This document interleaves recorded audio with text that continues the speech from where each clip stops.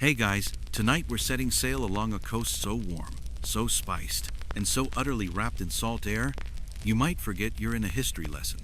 Imagine stepping off a creaking wooden dhow onto golden sand, the scent of cloves and smoked fish wafting from behind a row of coral stone houses. There's music somewhere, soft, rhythmic, like the sea itself humming under the stars. You feel the monsoon breeze on your cheeks, and under your feet, worn stone, bleached by centuries of sun and trade. But don't get too comfortable. You're about to enter a world where the ocean is a highway. Every neighbor speaks 5 languages, and a mist wind can ruin an entire year. The Swahili Coast is about to sweep you into its lazy, fragrant current, and you probably wouldn't last a day here without getting sunburned, scammed, or swept out with the tide. So, before you get comfortable, take a moment to like the video and subscribe, but only if you genuinely enjoy what I do here. And let me know in the comments where you're listening from, and what time it is where you are. Now, dim the lights, maybe turn on a fan for that soft background hum, and let's ease into tonight's journey together. You're here somewhere between the 9th and 13th century CE, when East Africa's coastlines were less sleepy than they looked. That gentle ocean? It was humming with movement.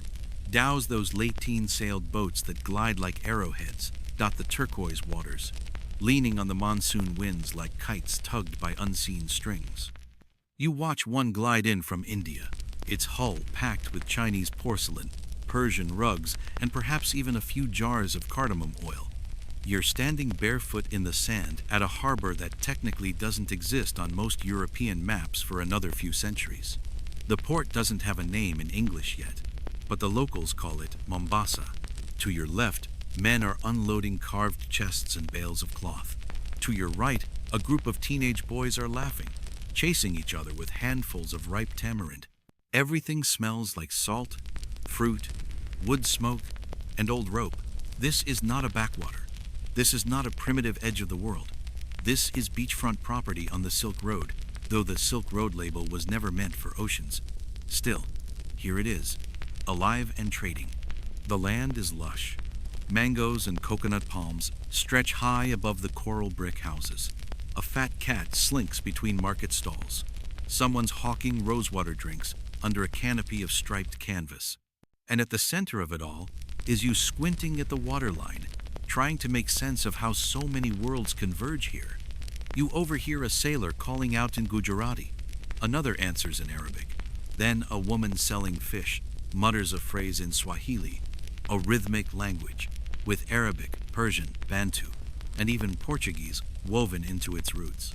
And there, across the water, another dhow lurches into view, its sail dyed a reddish brown with crushed bark. You hear the rhythmic thump of drums from a nearby courtyard. The air thickens. The sun slants golden, and you realize that the tide brings more than trade.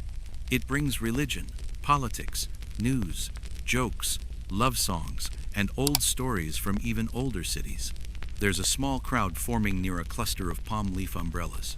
A tall man dressed in a flowing white kanzu, the local robe, balances a woven basket on his head.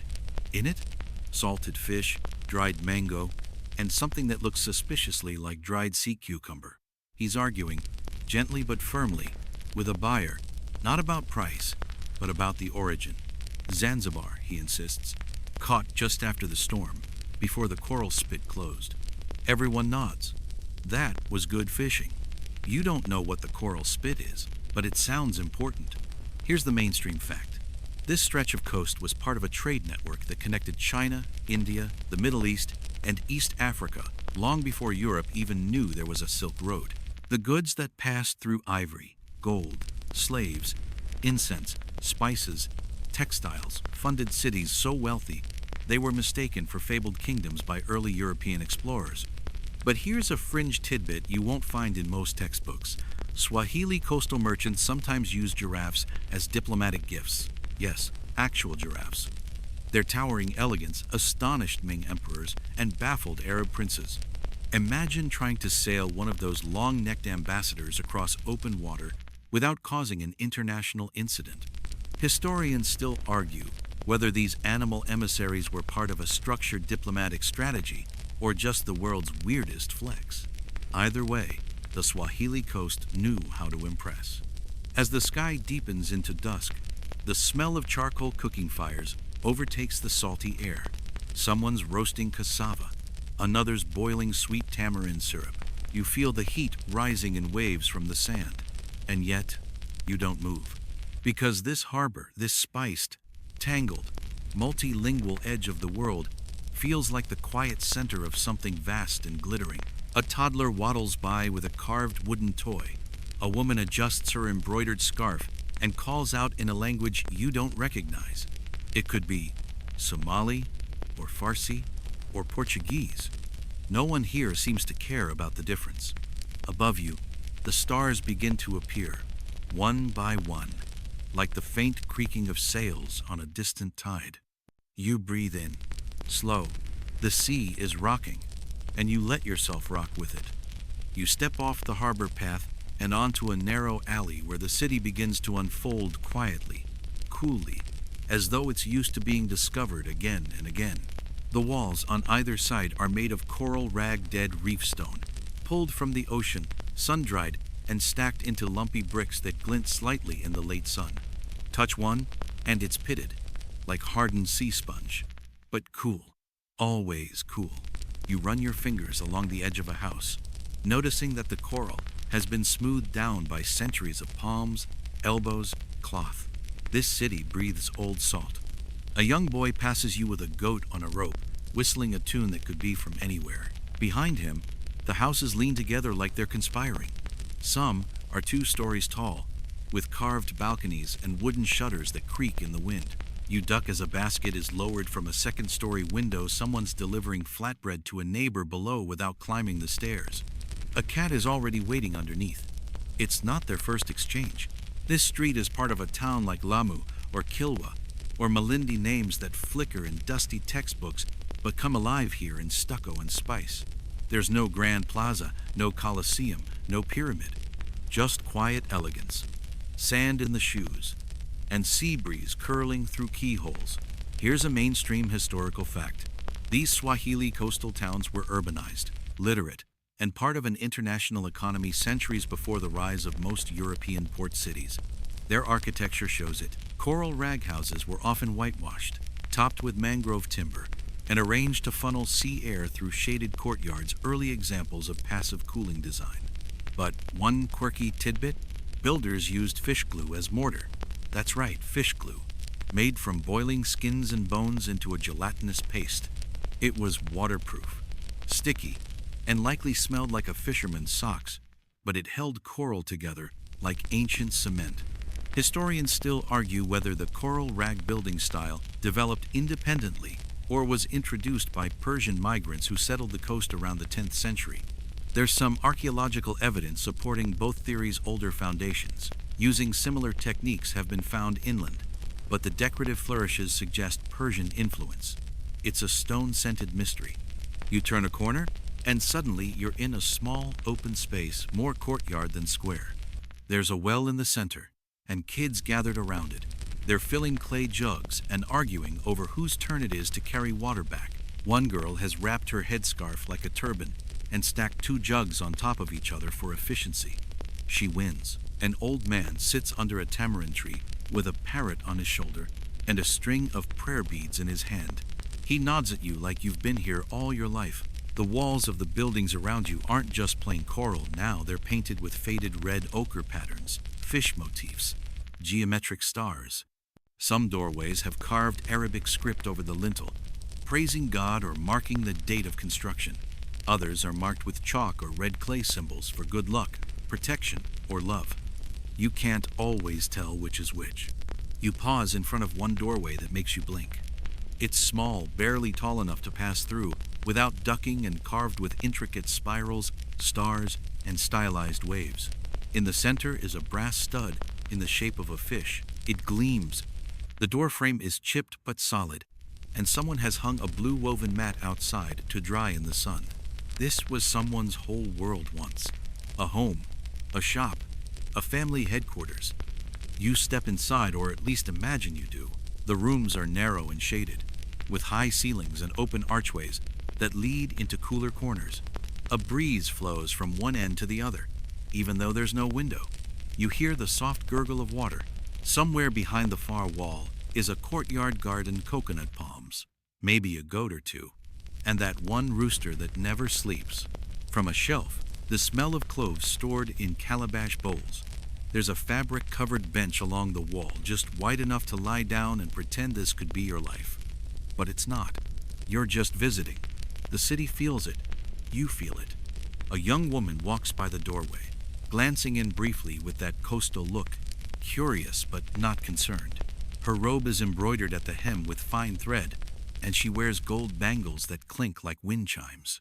In her hand, a pouch of dried limes. For a stew she'll probably start in a clay pot around dusk. As the sky dims, the narrow alley fills with scent again, fish frying in oil, peppery coconut curry bubbling behind one wall, rose water cooling in a clay jar outside another. You hear laughter from somewhere above, a baby crying somewhere below, and the soft, rhythmic sound of sweeping brooms made from dried palm fronds brushing sand from smooth stone.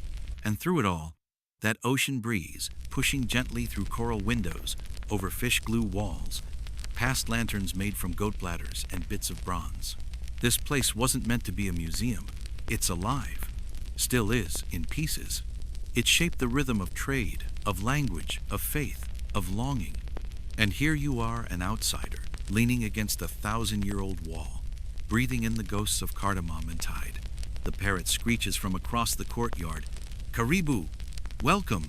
You follow the narrow lane as it curves inland, rising just slightly above the sea's gentle slope. The sound of the surf fades behind coral walls, replaced by quieter rhythms, wooden pestles thudding against grain, wind-teasing palm fronds, distant murmurs of prayer. Then a doorway opens, not to a shop or a shrine, but to a home, and inside, the walls are whispering. The house you're stepping into is not grand, but it breathes elegance. Its outer structure is that same coral rag you've seen before, but the interior? Smoothed and painted in soft earth tones, with delicate geometric flourishes where the walls meet the ceiling. The floor is cool and swept clean, and around the room hang pieces of calligraphy, Arabic mostly, but with East African flourishes, the kind of script that dances between devotion and decoration. A woman kneels by a low table, arranging small ceramic jars of oils and spices. She wears a saffron yellow robe with a teal sash and a sheer scarf tied loosely over her hair. She nods at you, not startled at all, and returns to her task. The scent of sandalwood hangs in the air. Somewhere in the shadows, a cat purrs from under a bench. Here's a mainstream fact. The Swahili Coast was Islamized relatively early, with Arabic traders bringing not only religion, but a flood of cultural elements, script, architecture, dietary customs, poetic forms. By the 12th century, many cities on the coast had stone mosques, Quranic schools, and written archives. But the quirky detail? Coconut husk walls were sometimes painted with verses from Persian poetry, not just Quranic scripture. Because Persian traders didn't just bring goods, they brought stories, metaphors, and obsession with beautiful handwriting. Some houses even had poems carved directly into plaster. So when the sea breeze rolled through, it rustled the words like leaves. Historians still argue whether these poetic influences were widely understood or simply admired for aesthetic reasons. Did every merchant's child know Hafez from Hafsa? Or were the verses just lovely swirls in the corner of a room? The truth may be as mixed as the spices in tonight's stew. You step further inside. The room has only one window, high up near the ceiling, just enough to let in light but keep the heat at bay. Beneath it, a pile of cushions and a low writing table. You run your hand across it and feel the tiny nicks of years of ink jars being set down and picked up again. A teenage boy enters the room, greeting the woman softly in Swahili, then switching to Arabic mid-sentence. He picks up a reed pen, dips it in ink, and begins practicing letters on a worn wooden board, each line a gentle whisper across time. You sit nearby, unnoticed but not unwelcome. The smell of lemon and charcoal begins to rise from the next room. Someone is cooking fish in banana leaves. You can hear it hissing, steaming, sealing in flavor. You wish you could stay for dinner or forever. A quiet thud pulls your attention. A trader has arrived, placing a bolt of fabric on the floor with a smile. He greets the woman formally, and then lowers himself cross-legged beside the cushions. She opens a small chest and begins unwrapping ivory combs, delicate bangles, and what appears to be dried rose petals wrapped in linen. This is not a household that buys things. This is a household that trades. Through the arched doorway, you see another room, a small library, or maybe a collection. Scrolls tied in red string, palm leaf manuscripts stacked carefully beside ceramic jars. This family, it seems, keeps records of trade, of faith, of time. Some of those scrolls may have traveled farther than most people ever will. And you lean back, listening. The call to prayer begins soft at first, echoing off coral and cloud. A second call rises from the far end of the city, then a third, not in competition, but in chorus. You glance out a small window and see neighbors walking calmly toward the mosque, wrapped in whites and grays and ocean-washed blues. One man carries a small mat over his shoulder. Another brings his daughter, who skips slightly to keep up. You feel it, the gentle gravity of rhythm. Time doesn't march here. It sways, it drifts, it hums like waves licking the hull of a dhow just offshore. The walls of the house glow slightly as the late sun filters through stained glass in a lantern niche-colored light, pooling on the floor like a forgotten mosaic. You sit a while longer, and then someone enters with a small metal pitcher. Without a word, they pour warm water over your hands, catching the runoff in a shallow brass bowl. The water is scented orange blossom, maybe, or jasmine. You can't tell. You don't want to know. You just want to breathe. Outside, the monsoon wind is beginning to whisper again, turning the palm trees into soft percussion. Inside, the walls lined with verses, softened by time, brushed by prayers, keep holding their breath. And so do you. You step back out onto the shaded lane just as the afternoon prayer ends, and the hush that follows seems even softer than silence. A few people remain outside the mosque chatting, adjusting sandals, checking the sky for clouds that never quite arrive. You follow a winding path past the edge of the town, drawn by a mix of sounds, metal tools clinking, birds squabbling in the mangroves, and the steady shh of ocean beyond the palms. Then you see it, gold coins changing hands over sacks of cloves. The marketplace isn't huge, but it's dense. Picture a lazy swirl of woven awnings, baskets of dried goods, haggling voices in at least 4 languages, and the ever-present scent of sun-warmed spice. It's not chaos, it's symphony. You duck under a faded red canopy where a merchant is balancing 2 chunks of ambergris, yes, that fragrant whale byproduct prized in perfumery on a simple copper scale. The buyer, a short man with a long beard and even longer patience, squints at the weight and offers 3 rings in return. Not coins, rings, embedded with glass beads that might be precious stones or just very convincing sea glass. And over in the corner, gold. Not bars, not nuggets, but tiny, leaf-thin discs carefully stored in clay jars filled with sand. You get the feeling that no one here trusts a single currency. They trust stories, who you are, where your boat last docked, and how your pepper smells compared to your neighbor's. Here's your mainstream historical fact. Swahili port cities were key trade links between Africa's interior and the Indian Ocean world. Gold from inland empires like Great Zimbabwe flowed through towns like Kilwa and Sofala to India, Persia, and China, often exchanged for textiles, porcelain, and spices. But here's a stranger detail. Cloves were so valued that they were used as bridal gifts, debt payment, and in at least one known case, a dowry dispute. You can imagine the awkward negotiations. You said 30 cloves, not 28. I counted. Historians still argue whether the prominence of cloves in Swahili trade was an indigenous innovation or the result of direct Arab plantation investment. The clove tree isn't native to East Africa. It was introduced, likely from Indonesia, but once it took root, it became the region's aromatic currency. As you stroll past the spice stalls, someone waves you over. It's an older woman, sitting cross-legged on a reed mat, with bowls of dried turmeric, chunks of tamarind, and something that looks like braided bark. She plucks a single clove from her bowl and hands it to you, just one. You bite into it, and your mouth tingles with fire and sweetness. She grins, toothless, and tells you in Swahili, that this particular clove came from her family's grove near Pemba Island. You nod. You don't speak the language, but you understand the pride. Over at another stall, two teenage girls are weighing bolts of indigo-dyed cloth, not measuring by length, measuring by feel. One of them closes her eyes and runs her fingers along the fabric, then shakes her head and puts it back. The merchant sighs and offers a swatch with tighter weave. That one passes. A group of sailors from India are laughing over dried dates and peanut cakes. One of them has a parrot on his shoulder, possibly the same one from earlier. The bird shouts something obscene in Portuguese. You pretend not to understand, though the merchant next to you chuckles knowingly. You glance toward the edge of the market and see a shaded enclosure where large clay jars sit in the sand.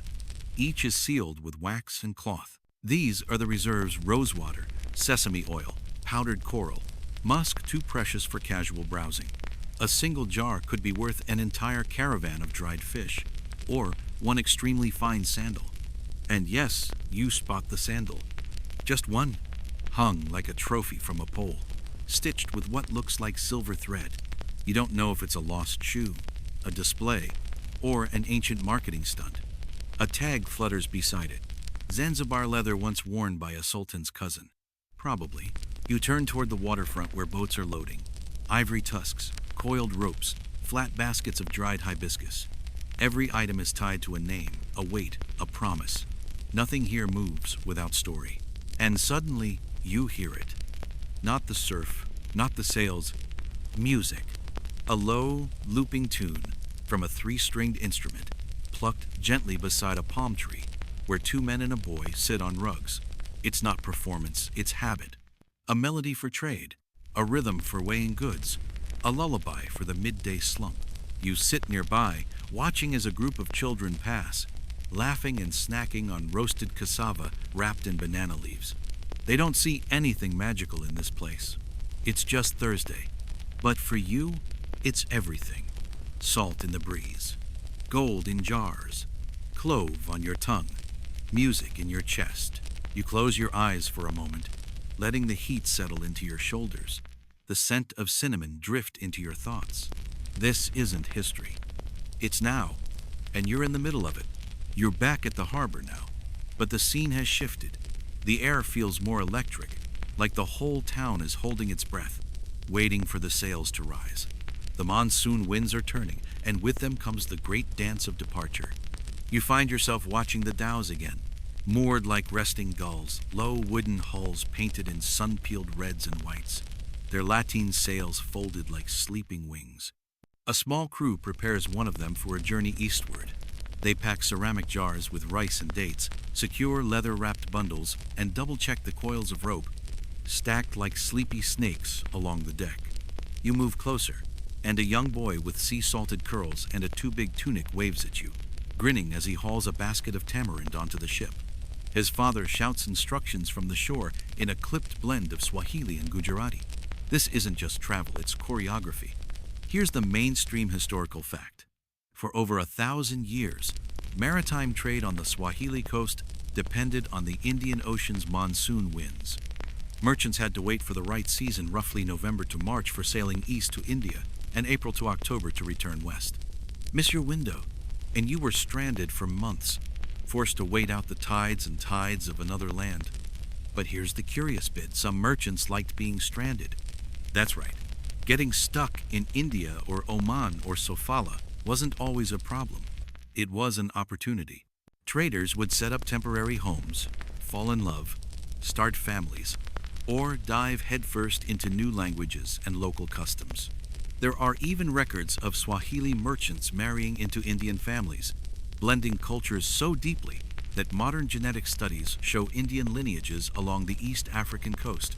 Historians still argue whether these relationships were purely strategic, romantic, or simply inevitable.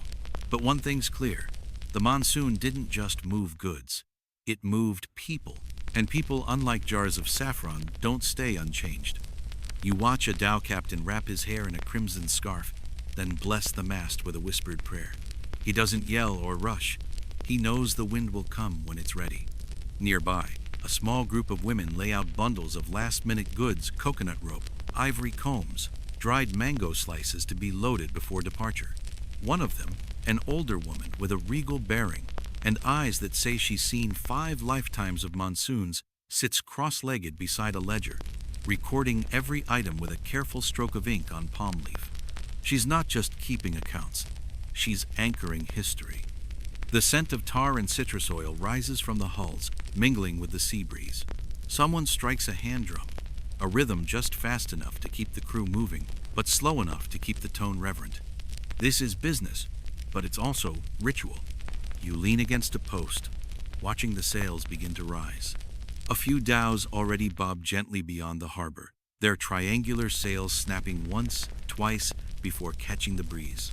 It's not fast, it's almost comically slow, but it's definite, and it means everything. Each ship is loaded not just with ivory, gold, and grain, but with letters. Yes, letters. You learn that written correspondence traveled with traders, bound in leather pouches or clay tubes, passed hand to hand across oceans. A merchant in Mombasa might dictate a letter to a cousin in Gujarat, and that cousin might not respond for a full year. But the system worked, at least most of the time. There's an old tale told here, half truth, half lullaby, about a trader who wrote a love letter to a woman he'd met during one monsoon, only for the message to arrive after she'd married someone else. He returned the following year, not to fight for her, but to trade wedding gifts for her new life. That's the Swahili rhythm: quiet dignity, generous formality, and a pinch of tragic poetry. You pass a dhow nearly ready to launch. Its sail is patched but proud, stitched from layers of linen and dyed cloth, looking almost like a family quilt. A carved ivory tusk is lashed to the front, not for war, but for prestige, a kind of brag.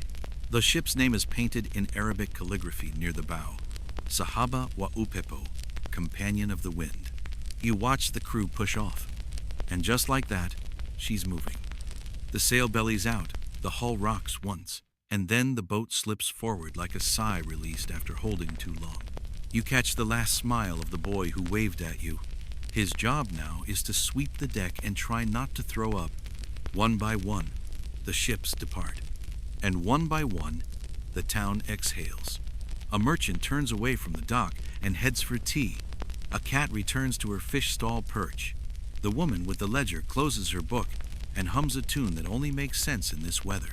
You follow the shoreline, walking slowly, watching the horizon swallow the last of the sails. The wind is warm, like breath on your skin, and the ocean looks relaxed, like it's done its part for the day. The harbor is quieter now. The last of the sails have disappeared into the blur where sky and sea become the same soft blue-gray. But you're not alone. You hear murmurs from the docks. Not business anymore, just stories. You settle beside a group gathered around a low fire on the sand, the kind that's more for companionship than cooking. Someone passes a cup sweet spiced tea with a hint of cardamom and clove. The steam rises slowly in the twilight. Tonight, the stars are sharp. The ocean breeze carries voices from every direction. One man speaking in a sing-song Arabic dialect, another replying in Swahili, then a third muttering in Persian under his breath as he scratches lines into the sand with a stick. You sit quietly, eavesdropping with your eyes. And then the conversation shifts to something unexpected: giraffes. One of the older men leans forward, eyes glittering. "You know," he says, "my grandfather's grandfather saw the giraffe that sailed to China." The others chuckle softly, but they don't interrupt. Everyone's heard the story, but no one minds hearing it again. Here's the mainstream fact. In the early 15th century, the Ming dynasty sent massive treasure fleets across the Indian Ocean under Admiral Zheng He. One of those fleets docked on the East African coast, probably near modern-day Kenya or Somalia, and returned to China with exotic gifts, including a giraffe. Yes, a giraffe. The creature was delivered to the Ming court in Nanjing, where it was mistaken for a mythical qilin, an omen of peace and prosperity. It became a sensation, a symbol, and a living reminder of how vast and strange the world could be. But here's the odd little detail that doesn't make it into most textbooks. It wasn't the only giraffe. Arab, Persian, and Swahili traders had been transporting exotic animals long before Zheng. He's a rival lions, monkeys, peacocks, even zebras. Some were gifts, others were currency. One 14th century North African sultan is said to have traded 3 giraffes in exchange for a fleet of rice boats from India. It's like bartering a giraffe for DoorDash. Historians still argue whether the giraffe that reached China came directly from the Swahili Coast or was rerouted through Arabia first. There's no shipping manifest, just journal entries and artistic depictions. But the odds are good that someone on this very beach helped load that tall, confused animal onto a ship. You glance at the fire. The man who told the story is holding out his palms now, showing a faint scar. "Rope burn," he says, "from pulling the beast up the gangplank." The others laugh. Someone passes him another cup of tea. You're not sure he's telling the truth, but you want him to be. The conversation drifts again, this time toward other animals. Someone mentions the seahorses of Madagascar, which were likely just zebras. Someone else recalls hearing about a trading ship that carried a small leopard as a wedding gift. The groom kept it as a pet, a woman says, sipping slowly, until it ate the curtains. Aye. There's laughter, and the fire pops, sending tiny sparks into the night air. Behind you, a few boys race along the sand, chasing crabs with sticks. The stars above them blink like old friends, and the moon, now rising behind a halo of soft cloud, turns the entire sea into polished glass. One man pulls a tattered cloth from his pocket and unfolds a map hand-drawn, stitched along the edges, its ink faded by salt and time. It doesn't look like any map you've seen before. The coastlines curve like vines, and the islands seem to float above the water. This one was drawn from memory, he says, by a man who never learned to write, but knew every port by the taste of its fish. You smile. That seems more accurate than most atlases. Another man, younger, reaches into a small leather pouch and pulls out something shiny. A Chinese coin, round, with a square hole in the middle. It came back with the giraffe, he says, passed down through 7 generations, or maybe bought last year from a Portuguese fisherman. Depends on who you ask. He flips the coin in the firelight, and it spins like a tiny moon. Your cup of tea is empty now, but your mind is full of giraffes on boats, of sultans with strange pets, of coins that might have seen the whole world and still end up in a boy's pocket. The conversation slows, not from lack of stories, but because everyone's watching the fire dance down to embers. You feel the pull of the sea, but not to sail, just to listen. Waves nudge the shore like an old lullaby, rising and falling, always returning. The breeze tugs lightly at your robe. Someone hums a tune, soft and slow, a melody without words. And in this moment under stars, beside the fire, wrapped in trade winds and memory, you realize you found something better than a story. You've found the place stories wait to be told. Footsteps sinking lightly into the sand. There's a scent trailing you, smoke, cloves, something sweet and toasted, and it leads you into the edge of the town again. Morning is hours away, but the world is already shifting. The moon casts a wide silver hush across the rooftops, and you catch sight of 2 women ducking into a doorway with wide clay trays balanced on their heads. One tray carries small loaves covered in cloth, the other just raw dough round, neat, waiting. You follow your nose. It's faint, but growing fresh bread, wood smoke, the tang of crushed coriander. You round a corner, and there it is, a quiet household kitchen, open to the sky. The courtyard glows with lantern light, and at its center, an old clay oven like a squat volcano. A woman opens its hatch and pulls out a flat round of golden bread, steam curling around her face. Her daughter kneads the next batch nearby, elbows deep in flour and laughter. You sit by the wall, invisible but present, soaking in the rhythm. Here's your mainstream historical fact. Swahili households were deeply shaped by Islamic customs brought by Arab and Persian traders. Daily rituals like prayer, fasting, and food preparation blended seamlessly with local traditions, giving rise to a coastal culture both devout and joyfully domestic. Kitchens like this one were the beating hearts of the home run almost entirely by women, with recipes passed down like sacred text. But here's the quirky bit. Swahili cuisine contains flavor fingerprints from everywhere. Coconuts from India, Rice from Persia, citrus from Arabia, and even some flavors introduced centuries later from Southeast Asia. Clove was used not just in meat and stews, but in bread, dessert, and yes, even in coffee. Some households ground dried orange peel into their flour, not for taste, but for good luck. Historians still argue whether these culinary traditions were preserved by elite merchant families or shared widely among all social classes. The reality is likely both.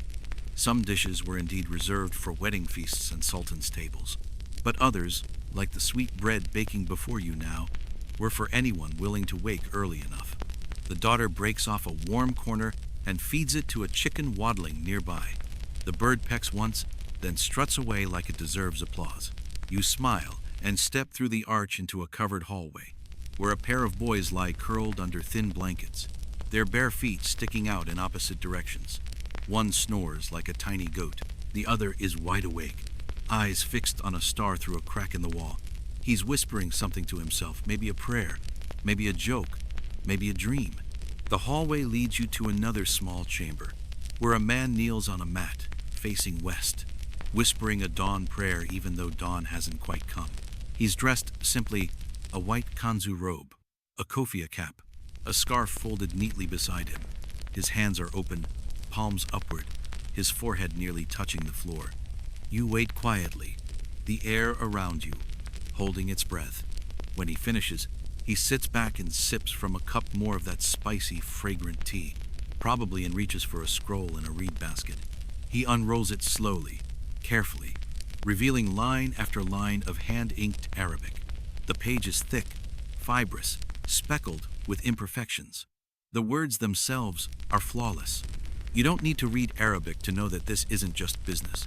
It's meaning, a poem perhaps, or a hadith, or even a shipping contract so old that it's become something more. The man sighs as he reads, and you feel something shift, a quiet pride, a weary gratitude. Like the world outside this room may be unpredictable, but this page, this prayer, this bread baking in the courtyard is his anchor. You sit beside him for a moment, watching the candle flicker. He's marking something in the margin now, a small note in Swahili, written in Arabic script. That's how Swahili was originally recorded. Ajami, they called it, a local tongue wrapped in an imported alphabet, like a love letter in borrowed handwriting. As you leave the house, the stars above you begin to dim, one by one, as if someone is gently dousing them. The horizon has turned the color of tamarind pulp soft orange and smoky red. Roosters begin to argue across rooftops. A wooden shutter creaks open, and from behind a high coral wall, the first scent of the day's stew rises: cinnamon, chili, maybe tamarind again. You're not sure. The flavors here don't announce themselves. They unfold. Just like this place. Just like you. The town is truly waking now. You walk through streets bathed in the blue of early morning. Cool shadows stretch long across the coral-paved lanes, and thin wisps of smoke rise from chimneys like sleepy sighs. The ocean, ever nearby, murmurs behind rows of houses. Somewhere, a pot clangs. A child shrieks in delight. The town hums to life, not in a rush, but like a song returning to its first verse. Then you see her, a woman seated on the broad stone steps of a large, airy home. She's older, dignified, barefoot, dressed in an embroidered indigo robe that catches the light like water. Beside her sits a heavy wooden chest with brass fittings and a lock that's probably more for tradition than security. On her lap, a long strip of cloth, red, green, gold folded, just so. At her feet, a ledger, a real one, carefully inked and bound in leather. And beyond the open doorway behind her, you glimpse the flickering shadows of jars, bolts of fabric, and shelves stacked with clay bowls wrapped in cloth. She doesn't just live here, she runs it. Here's your mainstream historical fact. On the Swahili Coast, women, especially wealthy or elite ones, often held significant control over household economies and even regional trade operations. Unlike in many other Islamic societies of the time, property ownership was commonly passed down matrilineally. That means this woman may have inherited this house, this business, and these ledgers from her mother or her grandmother before her. But here's the offbeat gem.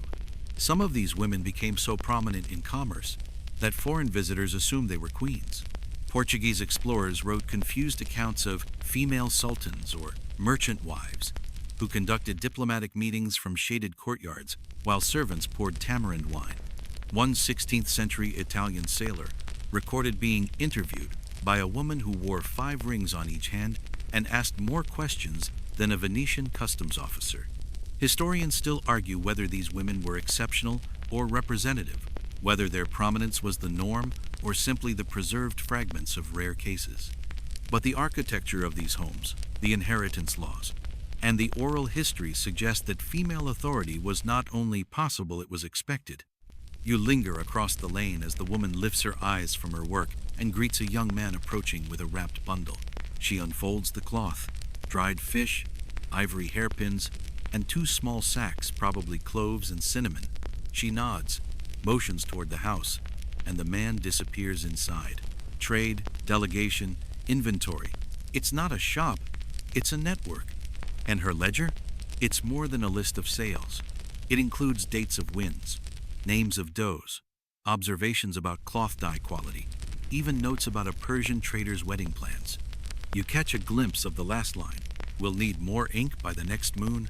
Lenson, you can't help but smile. The empire may be small, but it is precise. As you walk on, you pass more homes, not just coral-walled, but intricately carved, with doors that seem to speak. Literally, the Swahili carved doors are legend. Massive, wooden, and decorated with motifs that aren't just for beauty. Flowers and fish designs show hospitality. Rope-like borders show strength. Some are inscribed with Quranic verses or blessings. Others simply say, "This house is protected," which, honestly, is more intimidating than any curse. You run your fingers along one of the door frames. It's smooth in places, sharp in others. The brass studs, some rounded, some pointed, glint in the light. A small boy pushes past you and enters without knocking. Inside, a woman's voice calls out, "Is that you, Jabari?" And he responds with a laugh. You keep moving, but every door seems to whisper something else. A small one, almost hidden, with faded carvings, humble merchant. A large one with a stone bench beside it, tea shared here daily.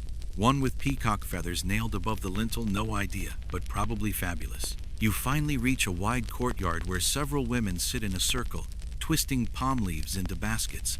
Nearby, a boy grinds spices with a stone, while 2 older men sip coffee and mutter about boat repairs. And in the corner, a low table with a roll of parchment, ink pots, and an empty stool. You take a seat not to write, just to watch. The woman with the ledger has appeared again.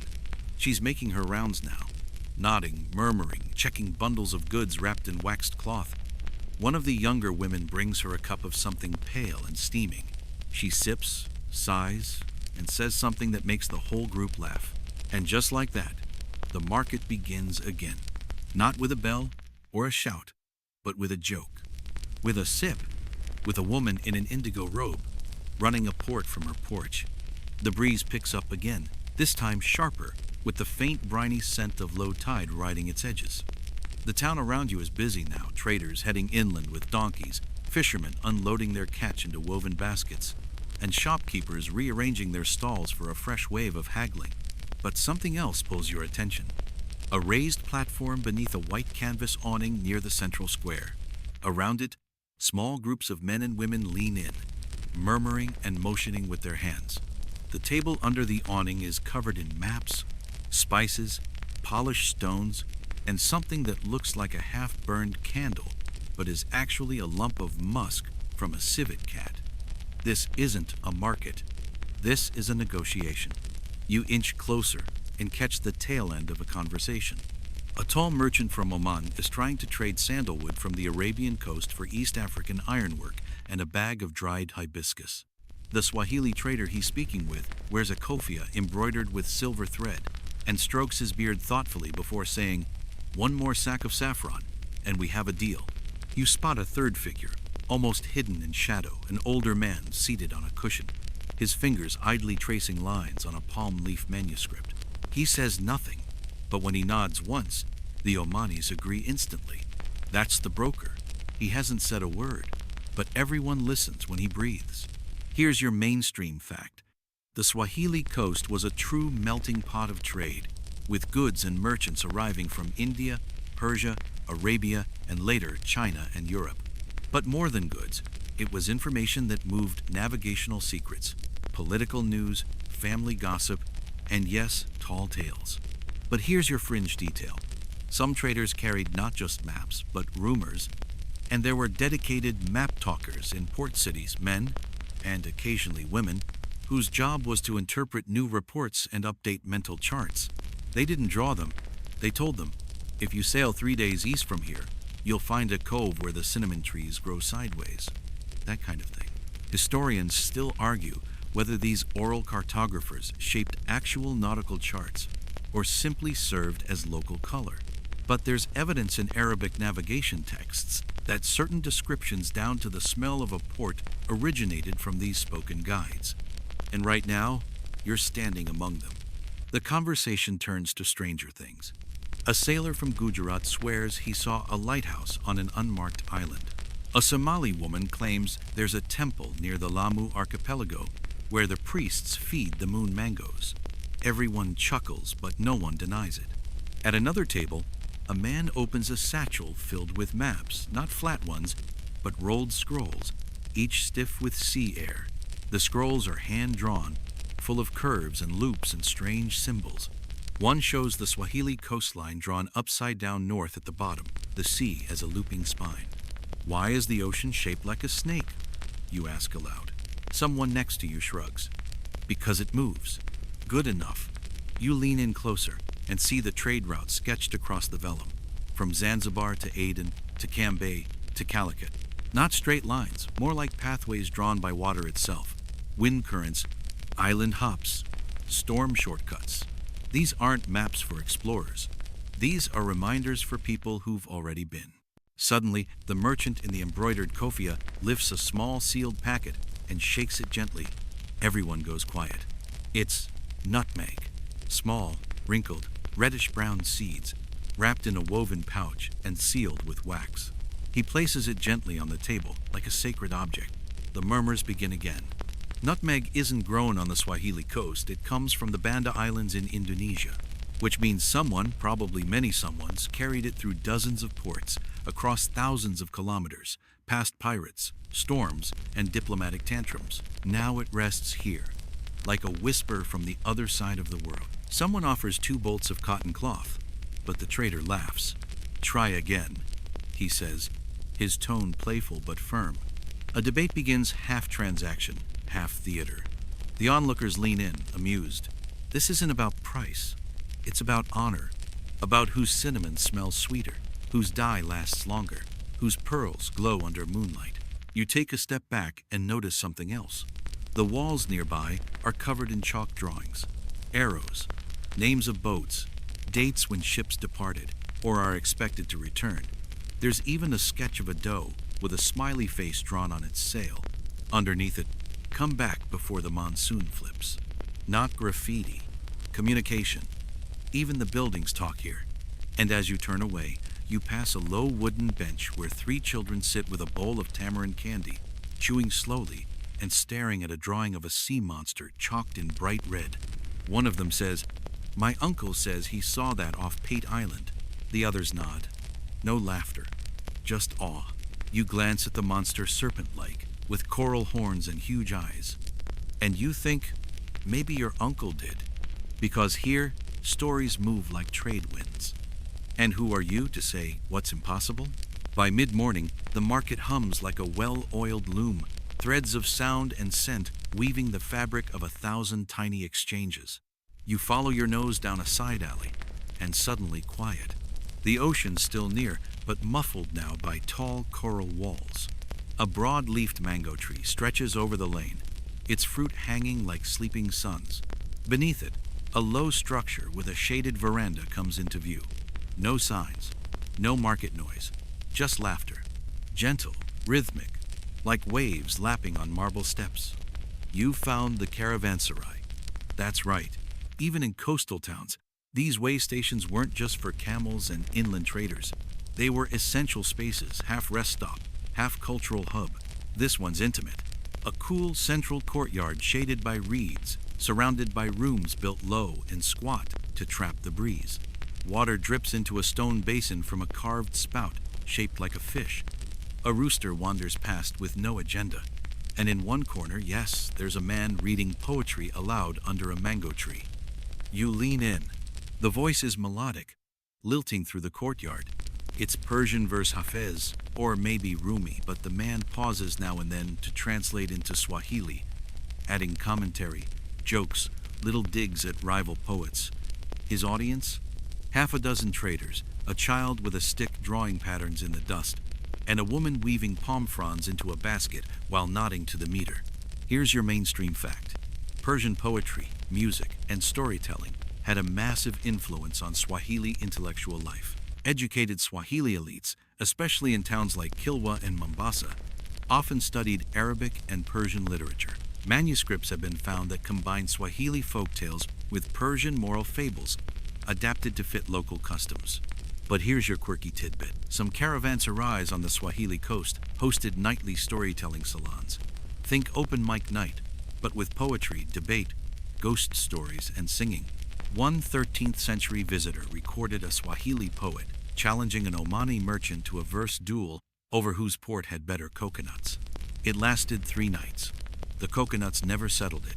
Historians still argue whether these poetic gatherings were sacred, scholarly, or simply social. Some believe they were informal schools for young boys and girls.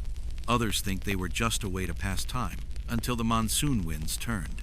But as you sit on the veranda now, sipping sweet tea from a clay cup and listening to verse weave through the soft chatter of rest and ritual, you realize it doesn't really matter. The point isn't the poem. It's the pause it creates. A break in the commerce, a breath between the voyages, a hush in the story. The poet continues, his hands gesturing with every phrase. The sea, he says, is a jealous wife. But the shore, she's an old mother. She always welcomes you home. Everyone chuckles. Someone claps once, softly. The rooster, inspired, crows. You glance around and notice more signs of travelers. A pile of dyed textiles from India, folded neatly. A satchel with a Chinese coin tied to the strap. A reed mat embroidered with a verse in a Ajami script. An inkwell carved from horn. This is not just a hotel, it's a library, a cafe, a borderless embassy. A man in a dusty robe leans over and asks the poet something in a dialect you can't place. The poet grins, answers in Arabic, then switches to Swahili. The woman weaving palm fronds interjects with a Yoruba phrase, and somehow they all understand each other. You sit back, letting it wash over you, the accents, the laughter, the clink of pottery. Someone passes around a bowl of pickled mango. Someone else plays a quiet rhythm on a ceramic drum. And then the breeze shifts again. The ocean's voice returns, distant but firm, like a reminder. The poet finishes his verse and bows slightly. The woman with the palm fronds nods, her basket now full. The child in the corner has drawn an entire map in the dust, complete with boats and sea monsters. One of the traders rises and slings a pack over his shoulder. He thanks the poet with a nod, then steps back onto the lane, disappearing into the brightening light. And you? You're still sitting under the mango tree, heart full of salt and syllables? Because in this world, poetry isn't luxury, it's navigation. And stories? They're the compass. You rise slowly from the veranda, the feel of the clay cup still warm in your palm, your ears still echoing with verses. The path draws you onward, deeper into the town's shaded heart, where the sea breeze thins and the air grows thick with stillness and light. Then your footsteps slow. You've reached a street that feels different, quieter, older. The walls here are taller, the alley narrower, but what really catches your eye are the doors. You've seen beautiful doors before, but nothing like these. They aren't just entrances, they're statements. Each one is massive, tall, wide, and thick, carved from dark wood, imported long ago from the African interior, or perhaps even India. Some are worn smooth by centuries of hands. Others are sharp-edged still, freshly oiled and proud. Almost all are framed by intricate stone or plaster arches, etched with fine floral patterns, geometric knots, or Quranic inscriptions curling like vines. Here's your mainstream historical fact. Swahili door carving is one of the most celebrated artistic traditions along the East African coast. These doors were carved to express the wealth, faith, and status of the families within. Every motif had meaning, and no two were exactly alike. But here's the delightful fringe detail. There was a time when a man's door was used to size up his eligibility for marriage. Not his looks, not his wealth, his door. A well-carved frame, a well-oiled hinge, and well-placed brass studs were like the architectural version of a dating profile. If your door squeaked, that was a red flag. Historians still argue whether the earliest Swahili carved doors were influenced more by Indian, Omani, or even Portuguese styles. The oldest surviving examples blend Persian floral symmetry with East African abstract geometry. And over time, the doors themselves became family heirlooms moved from house to house, patched, repaired, handed down like sacred scrolls. You stop in front of one in particular. The wood is dark and smooth, almost black. Its surface is a tapestry of carved spirals, fish, and rope-like borders. Brass studs are arranged in a starburst pattern, and in the center is a heavy iron ring for knocking, though it seems to whisper more than bang. You reach out and touch it. Cool, solid, ancient. A cat lounges on the step beside it, one eye half open, tail twitching lazily. Above the doorframe, carved into a beam of coral stone, is a short inscription in Arabic. This house belongs to the sea, but the sea does not own the house. You don't know exactly what it means, but it stays with you. You move on slowly, pausing at each door like you're paging through a book. Some are modest, weathered, patched, with chipped carvings and cloth curtains behind them. Others are ornate beyond reason, spirals within spirals, floral rosettes, crescent moons, and even carved birds mid-flight. One door has an embedded mirror the size of your hand, surrounded by painted stars.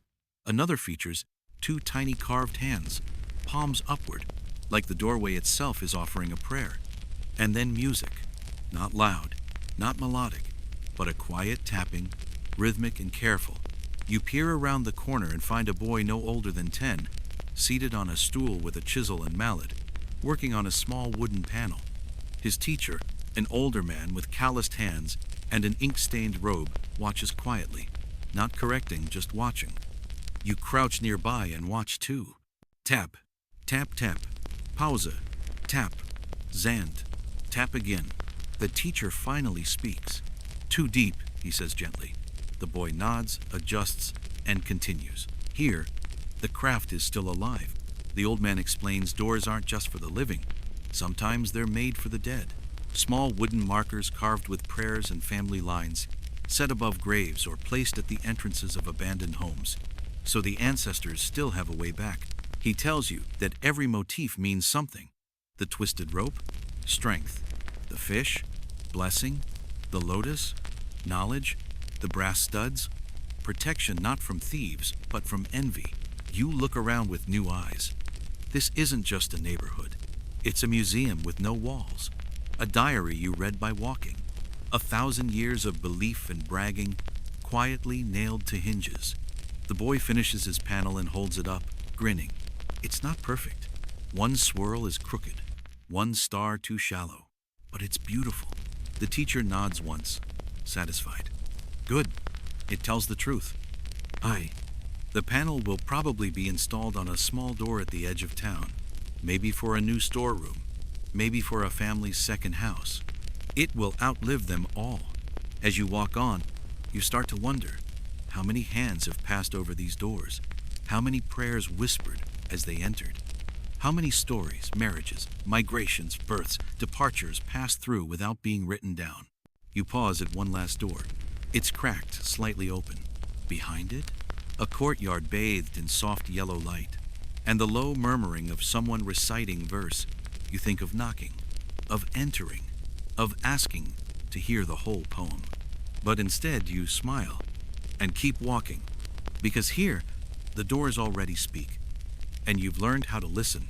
The alley opens back up, and sound returns not in a rush, but in a trickle, the clang of metal, The wet slap of something dropped into a wooden bucket.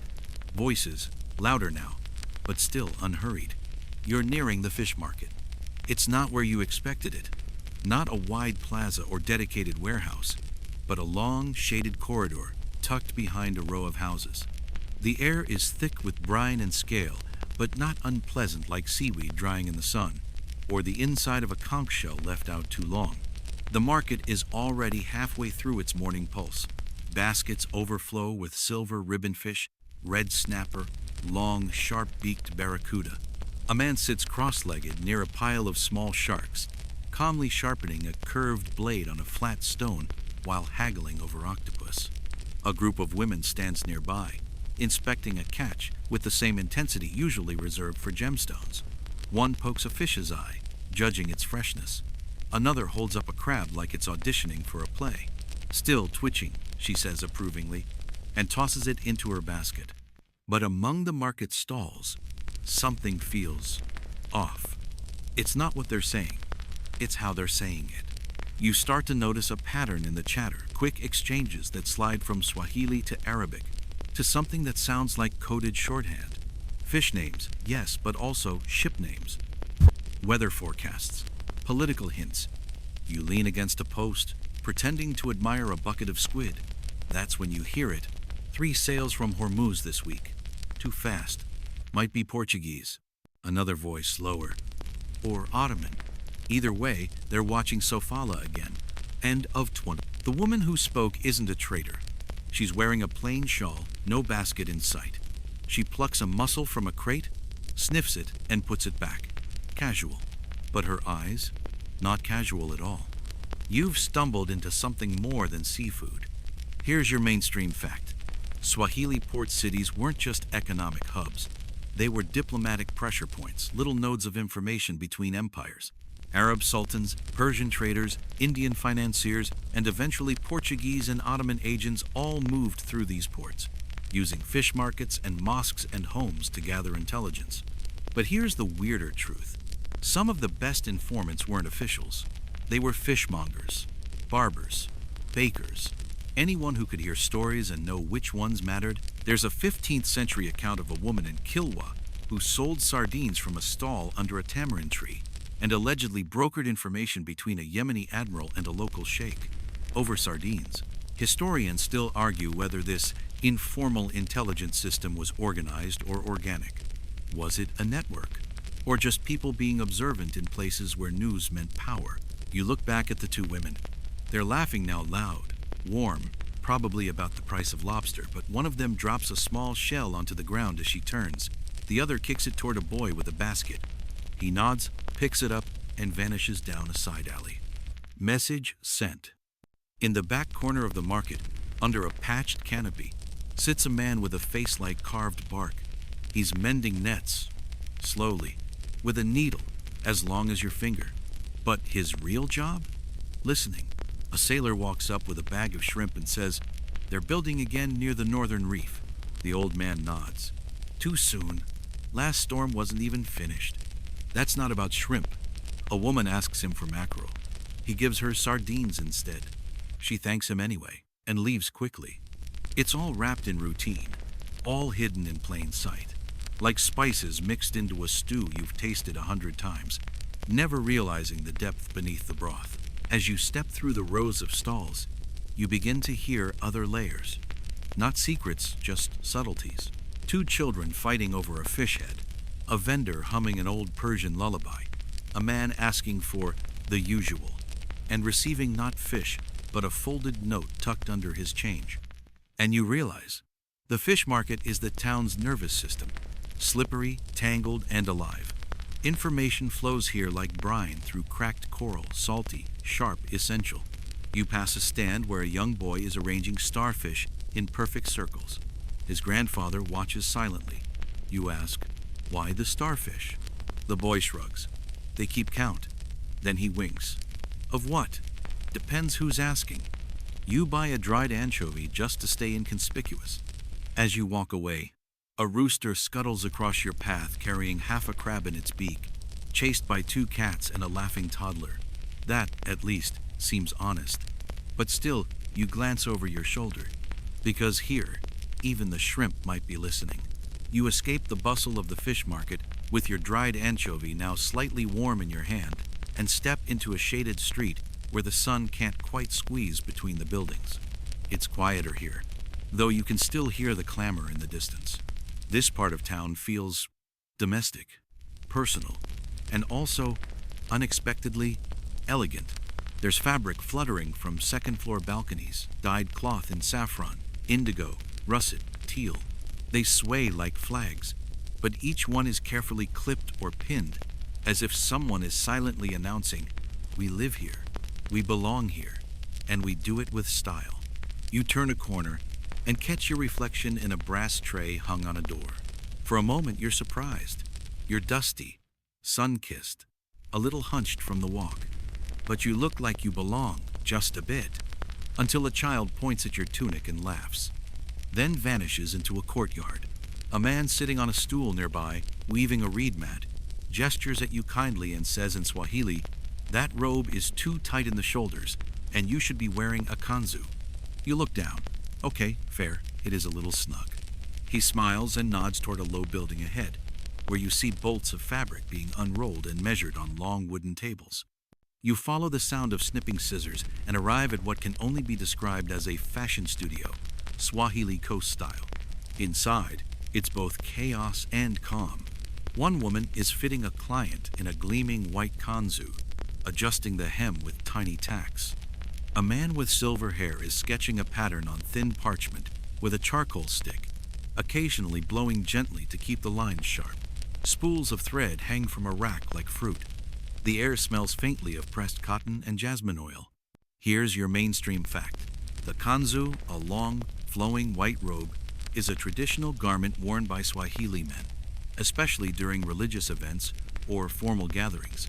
Paired with the kofia, an embroidered, rounded cap, it's a symbol of respectability, modesty, and cultural identity. But here's the quirky fringe fact. There's a whole semi-secret language of fabric on the Swahili coast. Not just patterns or colors, folds, stitching styles.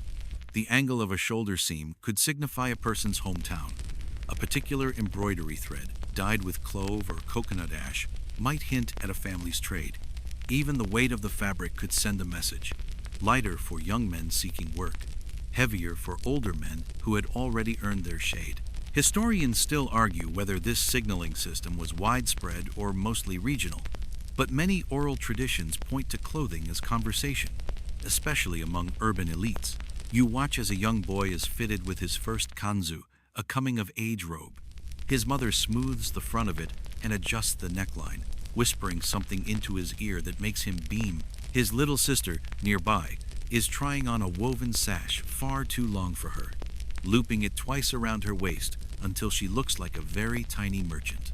On a wall near the entrance, rows of kofia caps hang like quiet sentries, each embroidered with delicate gold, white, or navy blue thread. One has swirling star patterns.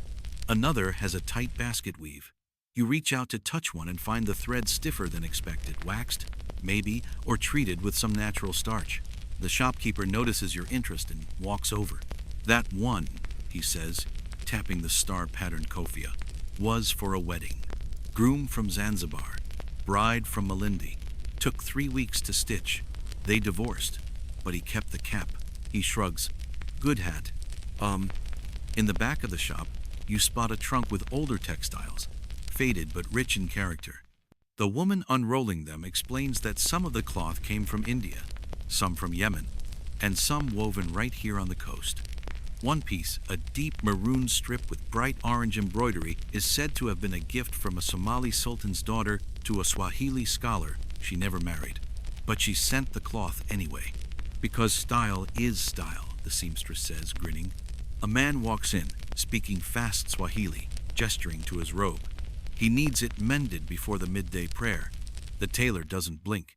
He nods, turns, and pulls a tiny brass box from a shelf.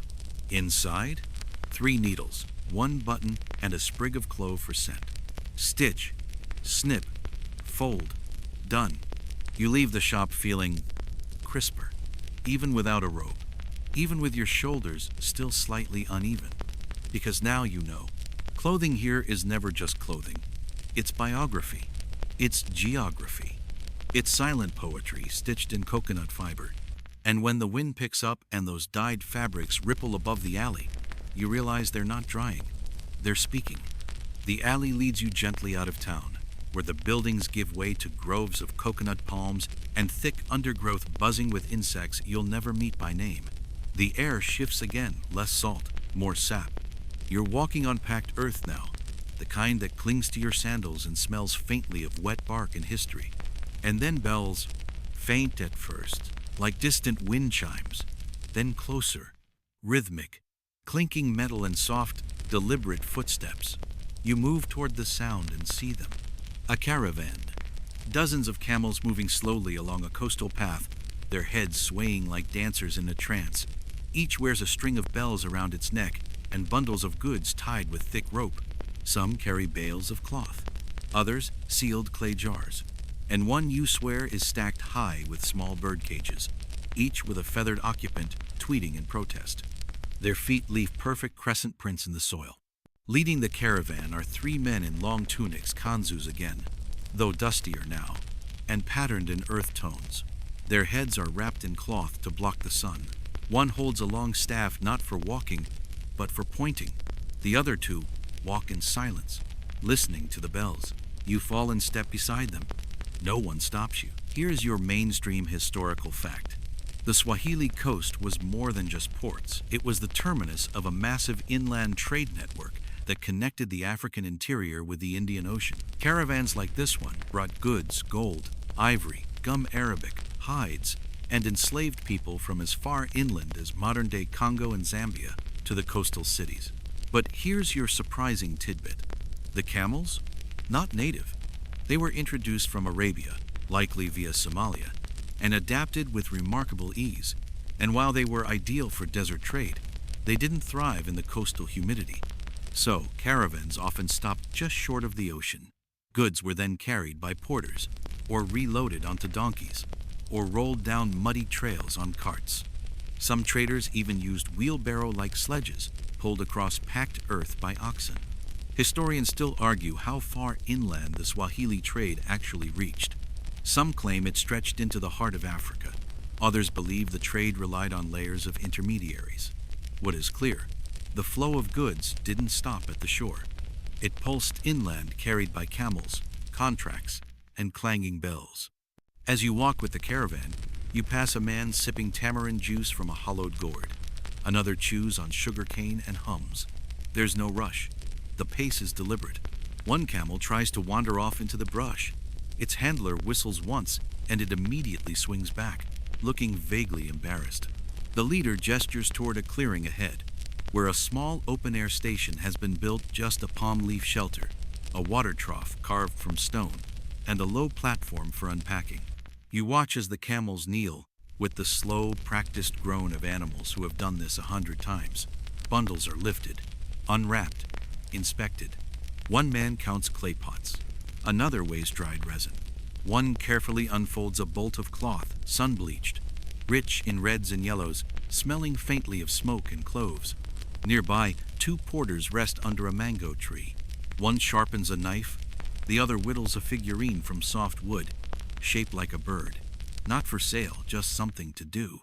A child darts between them with a stick pretending to be a sword, slashing imaginary bandits from the path. A short way down the trail, a woman sits cross-legged on a mat beside a basket of cola nuts. She's not part of the caravan, but she greets them by name. She's part of the rhythm. She offers a handful of nuts to a man who gives her a small pouch, in return probably gum arabic or incense resin. No coin exchanged, just trust. And perhaps history. The woman turns to you and gestures to the saddle blanket of one of the camels. It's embroidered not extravagantly, just carefully with a symbol, a wave and a mountain. That, she says, is his route, from river to ridge. You ask if she means a specific place. She shrugs. It means he comes from far, but not too far. It means he knows where to rest. That's knowledge here. Not just what you carry, but when to stop. The camels begin to rise again. One snorts loudly, flinging its head in disapproval. The boy with the bird cages ties a fresh palm frond to the topmost cage for shade. The older trader clicks his tongue, and the caravan lurches forward, bells tinkling in sync again. As they disappear into the grove, you feel it, the land absorbing their path again, like a memory not quite finished. The woman with the kola nuts packs up her mat and basket. She hums a low tune, then pauses beside you. "You're not from here," she says. It isn't a question. You nod. She smiles, but the wind knows your name anyway. And with that, she walks down a side path and vanishes. You stand for a long moment, listening, not for answers, just for the bells. You walk slowly now, the quiet groove of the caravan trail still humming in your steps. It's a rhythm not easily shaken like ocean tide or breath in prayer. The land softens as you return toward the outskirts of town, where the palms thin and the coral walls begin to rise again like tired guardians. Then you hear it, the click-click scratch of a reed pen. It leads you to a shaded courtyard tucked between two larger homes, where a low table sits beneath a flowering tree. On it, stacks of parchment, coiled palm leaf scrolls, two shallow inkwells, one black, one faded blue, and a small carved box. Seated on a mat is a man with a tightly wound turban and ink-stained fingers, murmuring to himself in 3 languages. You've found the town scribe. His hand moves with steady purpose across the parchment, forming letters that lean slightly forward, like they're in a hurry to be understood. Next to him sits a wooden board where the ink is tested first, always a small scribble, always in the corner, like a secret handshake. You sit, quietly. He doesn't look up, but gestures to a small bench nearby. Beside it, another person is waiting, a merchant with a weary face and a pouch full of coins. He places 2 ceramic seals on the table and says, "This one for the Indian, this one for the inland man." The scribe nods, dips his pen, and begins. Here's your mainstream historical fact. Multilingual scribes were essential to trade on the Swahili Coast. These were not mere copyists. They were translators, record keepers, contract writers, and cultural interpreters, often fluent in Swahili, Arabic, and Persian, sometimes with bits of Gujarati, Somali, or even Portuguese. Without them, nothing moved. But here's your charming footnote: some scribes added personal flair. Marginal notes, poetic asides, even small drawings to liven up contracts. A 14th century trade agreement found in Zanzibar includes not only terms of shipment, but also a doodle of a particularly fat fish, possibly an inside joke about the buyer. Historians still argue how formalized the scribe class was, whether they were trained in madrasas, apprenticed informally, or passed skills through family lines. Many seem to have operated semi-independently, working from home, mosque, or market depending on the day. The merchant departs, 2 signed scrolls now tucked into his robe. The scribe blows gently on the ink to dry it, then opens the carved box and replaces his reed pen with a fresh one. He finally looks up and meets your gaze. "Do you need a letter?" he asks. You pose, then nod. He pulls a fresh sheet of parchment and dips his pen in the black ink. "Where to?" he asks. You think a moment, then answer, "Somewhere east, somewhere where cloves grow." He raises an eyebrow, but says nothing. "Name?" he asks. "Mine?" you ask. Unsure, he chuckles. "Number the one you're writing to." You smile. "A woman with a spice garden." He nods and begins. You don't dictate. He just writes, carefully, beautifully, as if the ink itself is telling the story. The script curves and loops, each line a breath, each pause a thought. He finishes, rolls the parchment, ties it with twine, and seals it with a press of wax. No name, no address, just a drawing, 3 clove buds in a fan shape. "It will find her," he says simply. You don't doubt it. As you rise to leave, you glance at his other scrolls. Some are records of debts, others trade permits, a few wedding agreements inked in red with lace-like embellishments. One has a single line, written large, "Forgive him," or "Send fish." You chuckle and he shrugs. People say strange things when they pay by the word. You thank him and step back into the sunlight. Scroll warm in your palm. The city is stirring with purpose again. Drums in the distance. the clatter of markets, prayer from a mosque tower floating down like mist. And somewhere, your letter is already beginning its long journey carried by hand, then boat, then foot, then maybe another scribe on the far side of the ocean. Because here, even the wind needs translators. The day grows heavier now, thick with sun and the slow hush of a town easing into its afternoon rhythm. You wander without purpose, which is the best way to learn anything here, and find yourself tracing the edge of a wide stone road sloping gently toward the sea. Then, all at once, it rises before you. A city within a city, not grand in height, but in detail. Layered terraces, arched doorways, coral walls washed to a warm pinkish beige. The sun gleams off polished rooftops. The breeze carries hints of sandalwood and roasting fish. Welcome to Kilwa, or rather, what remains of it in its most storied form, impressive, noble, rich in trade and pride. You're standing at the edges of what was once the jewel of the Swahili Coast. Some say Marco Polo heard of it. Others believe Ibn Battuta exaggerated it. But one thing's for sure. For a time, it dazzled. Here's your mainstream historical fact. Kilwa Kisiwani, a small island off the coast of present-day Tanzania, was one of the most powerful city-states on the Swahili Coast during the 13th to 15th centuries. It controlled trade routes reaching deep into the African interior, especially for gold, and maintained diplomatic and economic ties as far away as India and China. But here's the lesser-known sparkle. Portuguese sailors in the early 1502 arrived expecting mud huts and were so stunned by the elegance of Kilwa's coral palaces, carved mosques, and wealth, they assumed they'd stumbled upon a myth. One even wrote, "It glittered in the sun as if built by spirits." Historians still argue whether these accounts were embellished or honest reactions from men who simply didn't expect to find such refinement in what they had labeled the periphery. Either way, Kilwa's ruins tell their own quiet truth. You walk past what remains of the great mosque columns still upright, archways open to the sky, floors patterned with faded tiles. It's quiet, except for birds nesting in niches where lamps once flickered. The coral stone here is worn smooth but solid. You step into the mosque's central chamber, where the imam once led prayers for merchants, scholars, sailors, and children. You can almost hear the echo of voices in layered languages, blending into something sacred and strong.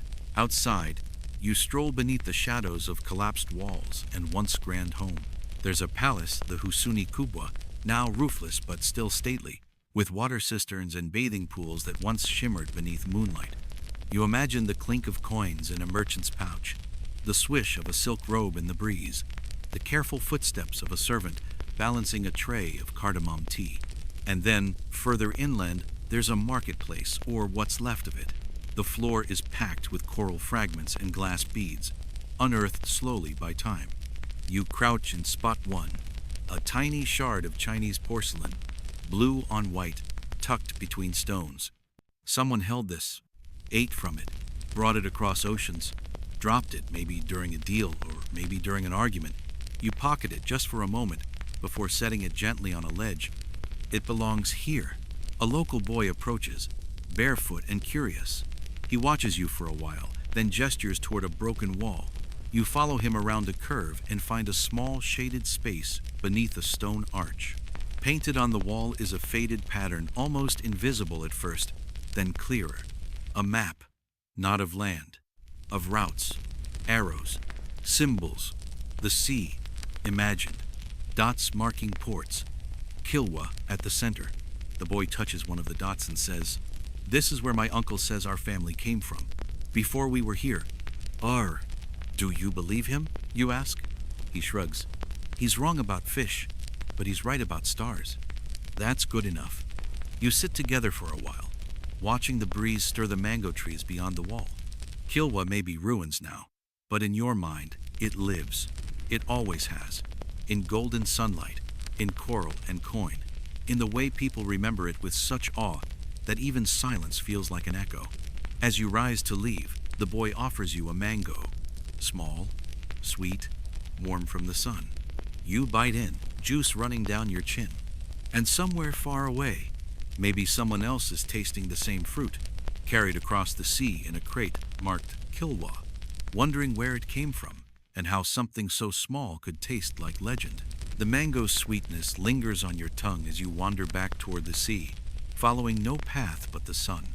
The breeze returns stronger now, lifting dust from coral walls and teasing the fronds of the palms overhead. Then you pass a garden. Not a manicured one, not for show, just a small plot between two homes, boxed in by wooden fencing and coral stones stacked low.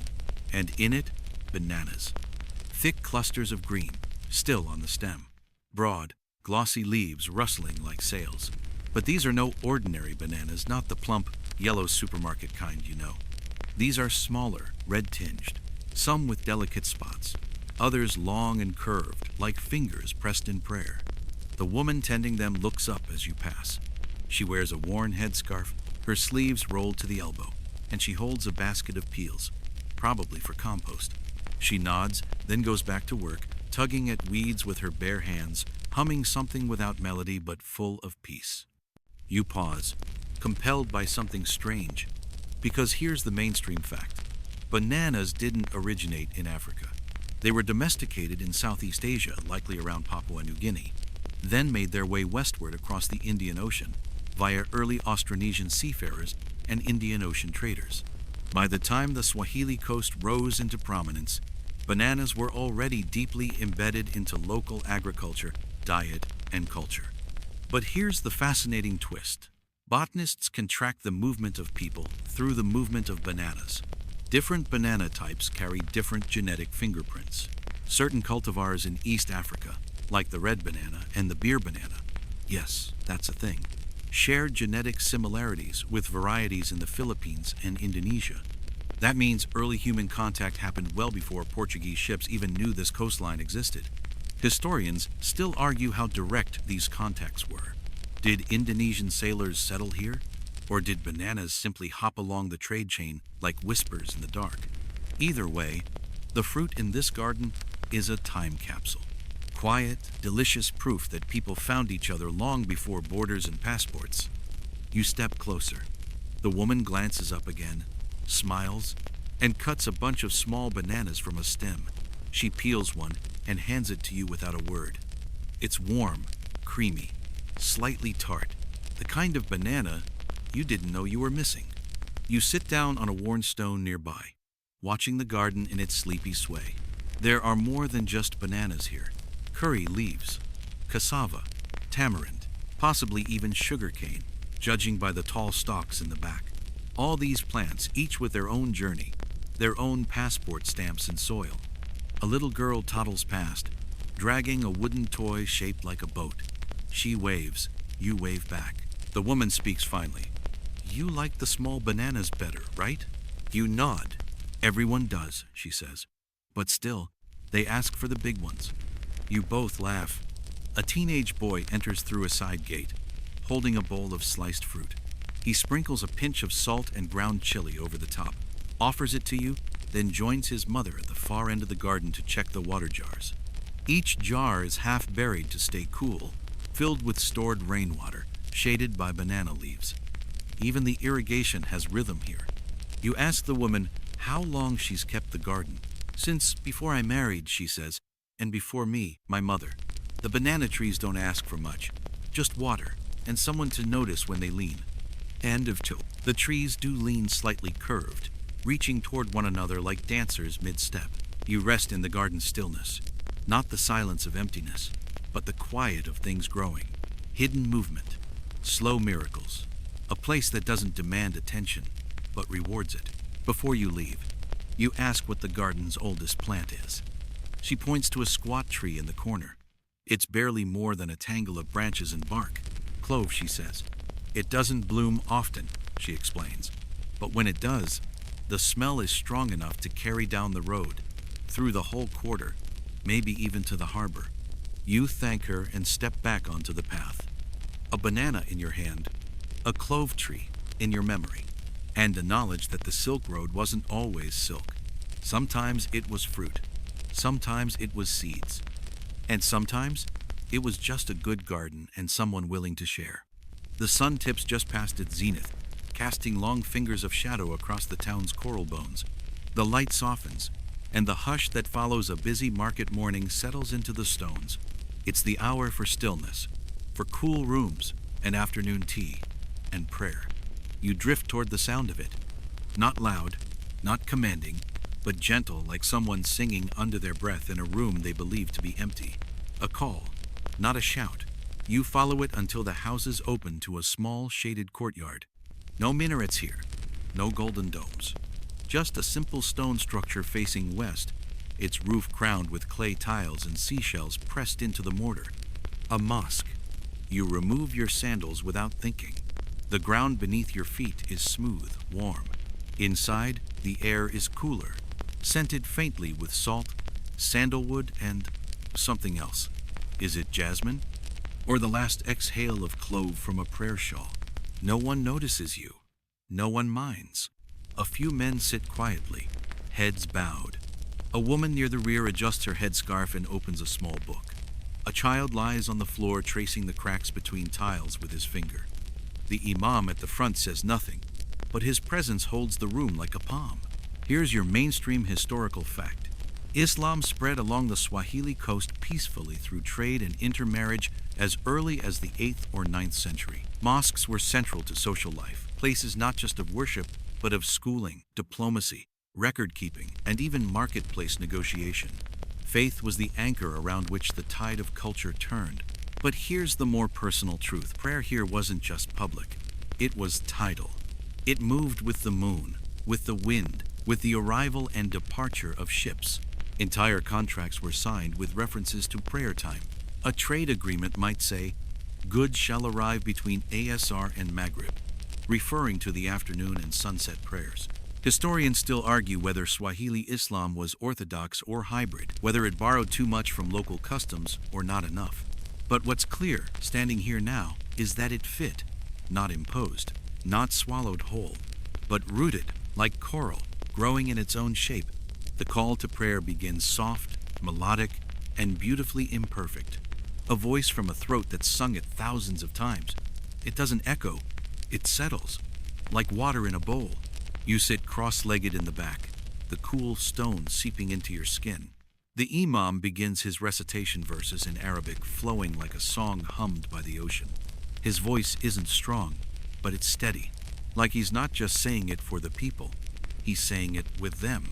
The child on the floor finally stands, joins the line beside his father, arms small but serious. The woman near the back places her book aside, adjusting her scarf with one practiced sweep. They bow, they rise. They whisper the words the tide once carried from Arabia to this coral city. Outside, the breeze shifts again. You hear it rush through the palm leaves like pages of a book being turned. The shade deepens, the birds hush. Even the goats beyond the courtyard seem to pause. It isn't silence, it's agreement. After prayer, no one hurries. The imam sits on his heels and chats softly with a man holding a ledger. A teenage boy sweeps the entrance. Another brings in a clay jar of cool water and pours cups for those lingering in the shade. One man sits in the doorway, gazing at the sea, as if trying to see Mecca through the waves. You step out, blinking in the brighter light, but you're not ready to leave the feeling behind. So you follow the road that wraps behind the mosque, leading down to the reef line. The tide is out now, revealing long fingers of black rock streaked with moss. The sand is wet and warm, dotted with shells and tiny crabs playing their endless game of hide and chase. And then you see them, 3 women kneeling on woven mats near the waterline, not praying now, scrubbing pots, laughing, talking about fish, about husbands, about which child forgot the firewood again. But just beside them sits a small shrine of coral stone, weathered, faintly carved, and cradling a piece of driftwood, shaped like a crescent. You wouldn't know it was sacred, except for the cloth tied gently around it. One of the women sees you and smiles. "Reef prayers," she says, "for safe boats, for steady tides." You nod, unsure what to say. Sometimes, she adds, rinsing a pot, "God listens better with wet feet." You sit nearby, watching the reef flicker in the light. A fisherman far off is laying nets. A child wades knee-deep, chasing something with a bucket. the tide sighs, slowly returning. And in that moment, the line between sacred and ordinary disappears. Because here, a prayer is not just a ritual, it's a rhythm, a tide, a path, walked barefoot in salt and shadow. And the sea? She always listens. You leave the reef behind, but something of its hush follows you inland. The late afternoon sun slants between the palms, and the sound of the town has softened, less bustling now, more clinking of cups, the soft scrape of brooms, the sing-song calls of mothers, reminding their children to come inside. You turn into a narrow path that curves past a small school, just a room with open shutters, a chalkboard, and a courtyard where 3 goats argue over a fallen papaya. Across the street, a line of people waits, under the shade of a fig tree. They're not there for food, or prayer, or gossip. They're waiting to be paid. Not in coin, not in gold. In cowrie shells. Here's your mainstream historical fact. For centuries, cowrie shells were used as currency throughout much of Africa, including the Swahili Coast. Carried in sacks, tied into strings, counted carefully in handfuls. They weren't just decorative, they were legitimate legal tender, used in everything from land deals to daily bread. But here's the peculiar detail. The most prized cowries didn't come from East Africa at all. They came from the Maldives, over 3,000 kilometers away. Their journey across the Indian Ocean made them exotic, even prestigious. Having a pouch of shiny, well-shaped Maldives cowries was like flashing a designer wallet. Historians still argue how cowrie values were determined. Was it weight? Shine? Scarcity? Certain coastal communities developed their own exchange rates. 10 cowries for a chicken, 1,000 for a carved doorframe, more than that for ivory or gold. They were used so widely that Portuguese colonists complained they were impossible to control. You step closer to the fig tree, where a man in a robe carefully pours cowries from a leather pouch onto a low table. He arranges them with care, sorting by size and polish. A woman in a green scarf offers him a small carved figurine, and he responds with a string of 30 shells tied with red thread. The woman counts them silently, then nods. Done. No paperwork, no stamps, no awkward bargaining, just an exchange. Nearby, a young boy holds out his palm. He's rewarded with a single shell, a smile, and a whispered instruction to buy bread and not more tamarind candy. You wander further and find an elderly man sitting on a rug beneath a jacaranda tree, surrounded by cowries laid out in patterns, lines, circles, tiny spirals. At first you think he's counting. Then you realize he's reading them. A woman beside him explains softly, "Some people read coins, others read cards. Here, we read the shells." You watch as the man closes his eyes, mutters a prayer, then gently tosses a small handful of cowries onto a mat. He studies how they fall, the way some land hollow side up, others close like tiny fists. He traces the arc of their scatter with his finger. "Good fortune," he says. "A journey soon." But not yet. The woman thanks him and hands over a clove-stuffed pouch. No coin, no shells, just payment in trust. You sit beside the tree, feeling the smooth texture of a fallen cowrie in your palm.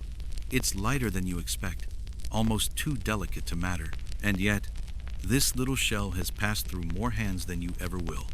You imagine its journey, from the warm turquoise waters of the Maldives to the deck of a dhow, carried in a leather pouch by a sailor with a voice like sandpaper, traded in a Kilwa market for a bundle of cinnamon, dropped, picked up, sewn into the hem of a wedding robe, hidden under a mattress during a storm, found again by a boy pretending to be rich.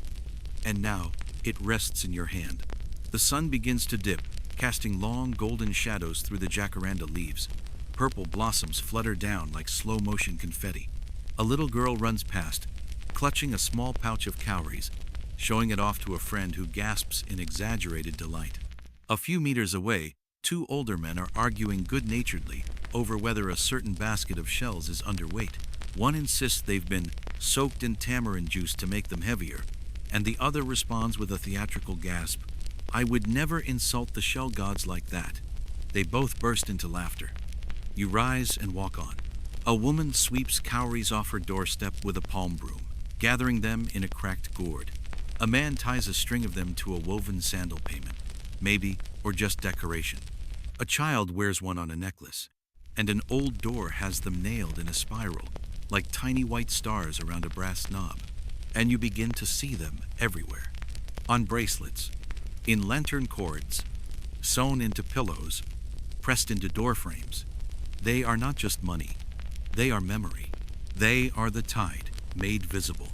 A gift from the sea, passed through generations, now sitting quietly in the folds of everyday life. And in your pocket, one small cowrie, untraded, uncounted, reminds you that sometimes the most valuable things are the ones that whisper instead of shine. The sky is the color of brass now, cloudless, low, and humming with heat. Shadows stretch longer, and the pace of the town slows to a stroll. You follow a narrow footpath, one that locals seem to avoid after dark, shaded by baobab trees that twist toward the sky like ancient hands. At the end of the path, through a thicket of thorn bush and overgrown hibiscus, you find it. Gedi, the abandoned city. Not so much a ruin as a memory made of coral. At first, you think it's just a few walls. But as your eyes adjust to the dappled light, the scale unfolds entire streets, still outlined. Walls high enough to block the wind, archways intact but softened at the corners. The doorways have no doors now. The courtyards are silent, but the silence is alive. Birds dart through broken windows. A monkey scampers across the mossy top of an old mosque. Insects hum in the cracks of coral stone. Somewhere, water drips slow and stubborn into a basin that's still holding on. Here's your mainstream historical fact. Gedi was a flourishing Swahili city between the 13th and 17th centuries, built inland from the coast, surrounded by thick forest and fortified with stone walls. It had homes with indoor plumbing, carved doors, elegant mosques, and even evidence of flushing toilets centuries ahead of European towns. But here's the eerie twist. No one really knows why it was abandoned. Historians still argue about it. Some blame Portuguese interference in trade routes. Others cite shifting monsoon patterns or attacks from inland groups.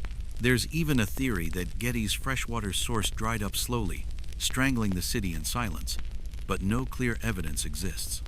One day, the city was full. The next, gone. You step through what was once a noble home. The door is gone, but the coral walls remain shoulder high. Inside, you find the layout of rooms still defined by raised thresholds and depressions in the floor where clay stoves once sat. You find a fragment of pottery, a shard of porcelain, a ring of rust where a kettle must have stood for decades. And on one wall, something unexpected faint, painted flowers.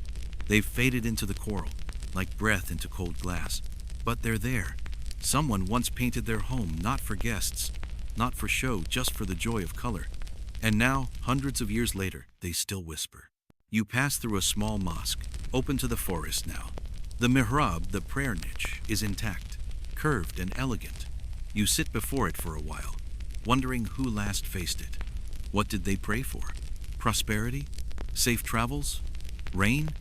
And did they know they would be the last? The trees have crept in. Their roots twist between stones, lifting floors, wrapping around archways. The forest isn't trying to reclaim the city it already has, but gently, as if tucking it in.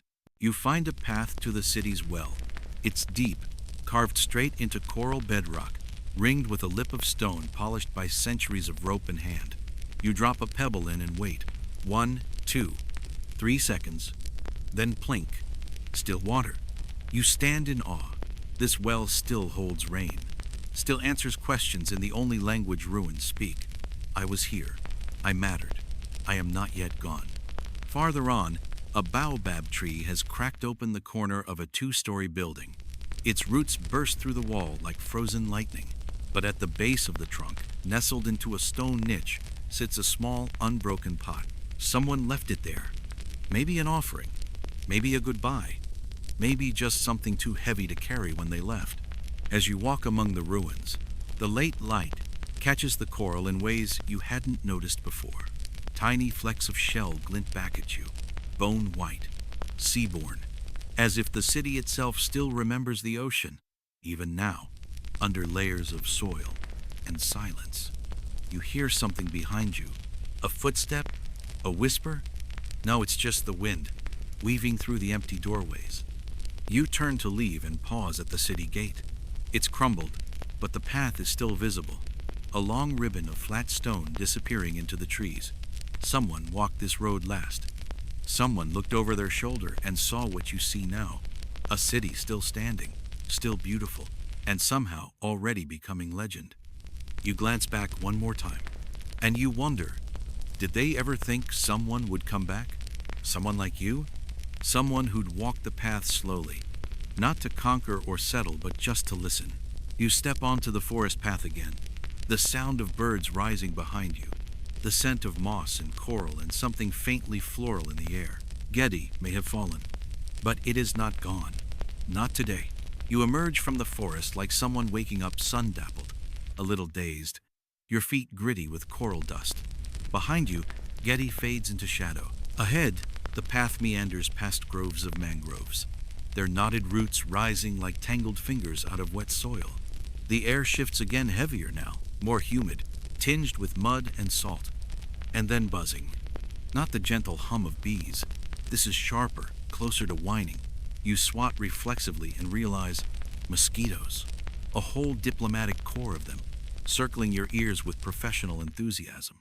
You pick up your pace. As you pass through a narrow trail flanked by tangled reeds, you start to see them small pools of standing water, the occasional overturned pot, the damp remains of a hollow log. This is mosquito paradise. But it's also where entire legends were born. Here's your mainstream historical fact. The coastal ecology of the Swahili region shaped everything from settlement patterns to daily routines. Mangroves provided timber and fish nurseries. Coral reefs acted as both larder and shield. But they also brought challenges, disease, flooding, and thick clouds of biting insects, especially during the wetter monsoon months. And now for the more surprising piece. These biting clouds weren't just pests. They became stories. You see, early Portuguese accounts mention locals telling tales of spirits in the swamp, moaning voices, invisible stings, and nighttime fevers that stole your soul in your sleep. These spirits were feared, respected, and appeased with small offerings of food or incense. Historians still argue whether these legends were metaphorical descriptions of mosquito-borne illnesses, particularly malaria, or pre-Islamic beliefs folded into Islamic coastal folklore. Either way, the stories gave form to something invisible, painful, and unpredictable. And, honestly, easier to blame on a ghost than a tiny winged nightmare. You reach a raised footpath made of rough-hewn logs, lifted above the brackish water. It creaks under your step. Mangrove roots rise all around you like a cathedral of twisted pillars. Crabs scatter underfoot. Somewhere nearby, a heron lets out a sound that's equal parts scream and belch. Nature here isn't peaceful. It's political. At the far edge of the mangroves, a small village clings to higher ground. Thatched roofs, wide porches, and long fishing spears propped against walls. A woman walks past, balancing a basket of firewood on her head, swatting mosquitoes with a leafy branch in practiced rhythm. She sees you and laughs. "You forgot your oil," she says, lifting a small gourd tied at her hip. She flicks a drop of something onto your wrist. It smells of citronella, pepper, and maybe coconut. The mosquitoes keep their distance. The villagers here have lived beside the mangroves for generations. They harvest crabs and oysters, tap mangrove bark for medicine, and even weave the leaves into roofing that lasts twice as long as palm. A fisherman nearby is carving a canoe from a split trunk, sweat dripping from his brow. He glances at the sky and mutters something about the wind. You ask what he's looking for. "Rain," he says, or "company." You nod. Either one would be nice right now. You follow a footpath that winds through the edge of the village, where children play with hand-carved boats in the flood canals. Each boat is different, some sleek, others ridiculous. One has a sail made from banana leaf, and a carved figurehead shaped like a cow. It tips sideways in the current, and everyone laughs. One child tells you that sometimes the boats don't come back, and when that happens, it means the mangrove spirits like them. "That one," he says, pointing at a crooked little vessel floating proudly toward the sea, "will bring fish in dreams tonight." He's completely serious. You keep walking, and the mangroves begin to thin. The buzzing fades. The sea returns.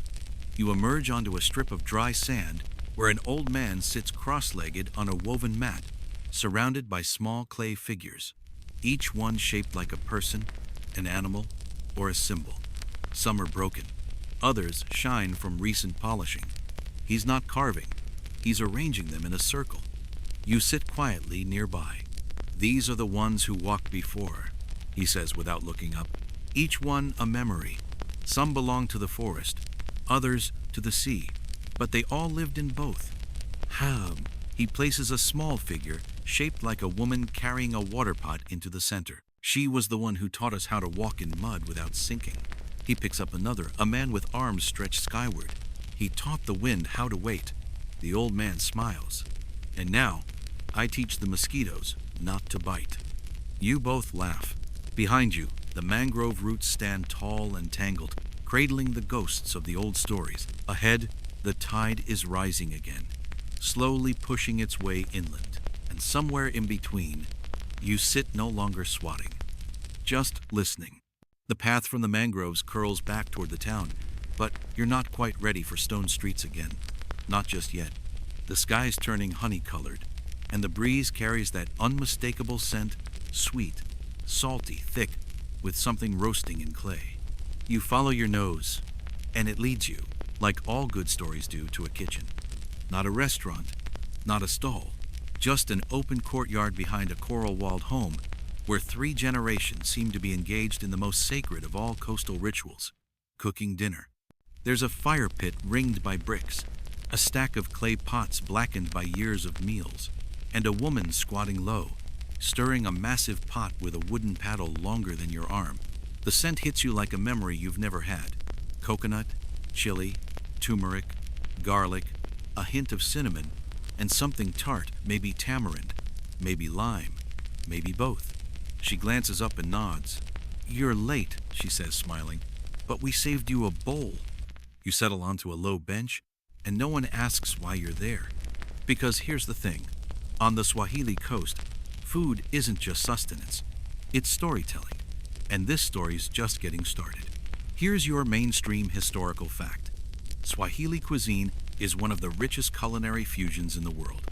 Over centuries, influences from India, Persia, Arabia, and the African interior blended into something uniquely coastal, flavored by trade, tempered by religion, and shaped by monsoon seasons. Coconut milk is essential. Rice is sacred. Spices are personality. But here's your juicy detail. One Swahili stew might contain ingredients from 5 continents.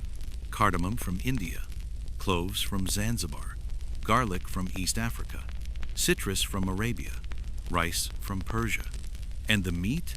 That depends on the season, the celebration, and the storyteller. Historians still argue about which dishes are truly authentic. But here, authenticity doesn't mean purity. It means hospitality. It means passing the paddle to your granddaughter while you check the fire. It means seasoning with memory. Tonight's stew is called machuzi wa samaki, a fish curry thickened with coconut milk, spiked with lime, and made with snapper so fresh it probably still remembers the net. Alongside it, pilau spiced rice, fluffy and golden, with cloves, cinnamon sticks, and onions caramelized until they practically confess their secrets. Someone hands you a plate, and the world narrows to spoon and steam. You take a bite, and everything slows down. You're not just tasting food, you're tasting roots, you're tasting monsoons, you're tasting centuries of trial and error and stubborn joy. A little girl offers you a flatbread straight from the pan. It's warm, flaky, buttery, with a crisp edge that crackles when you fold it.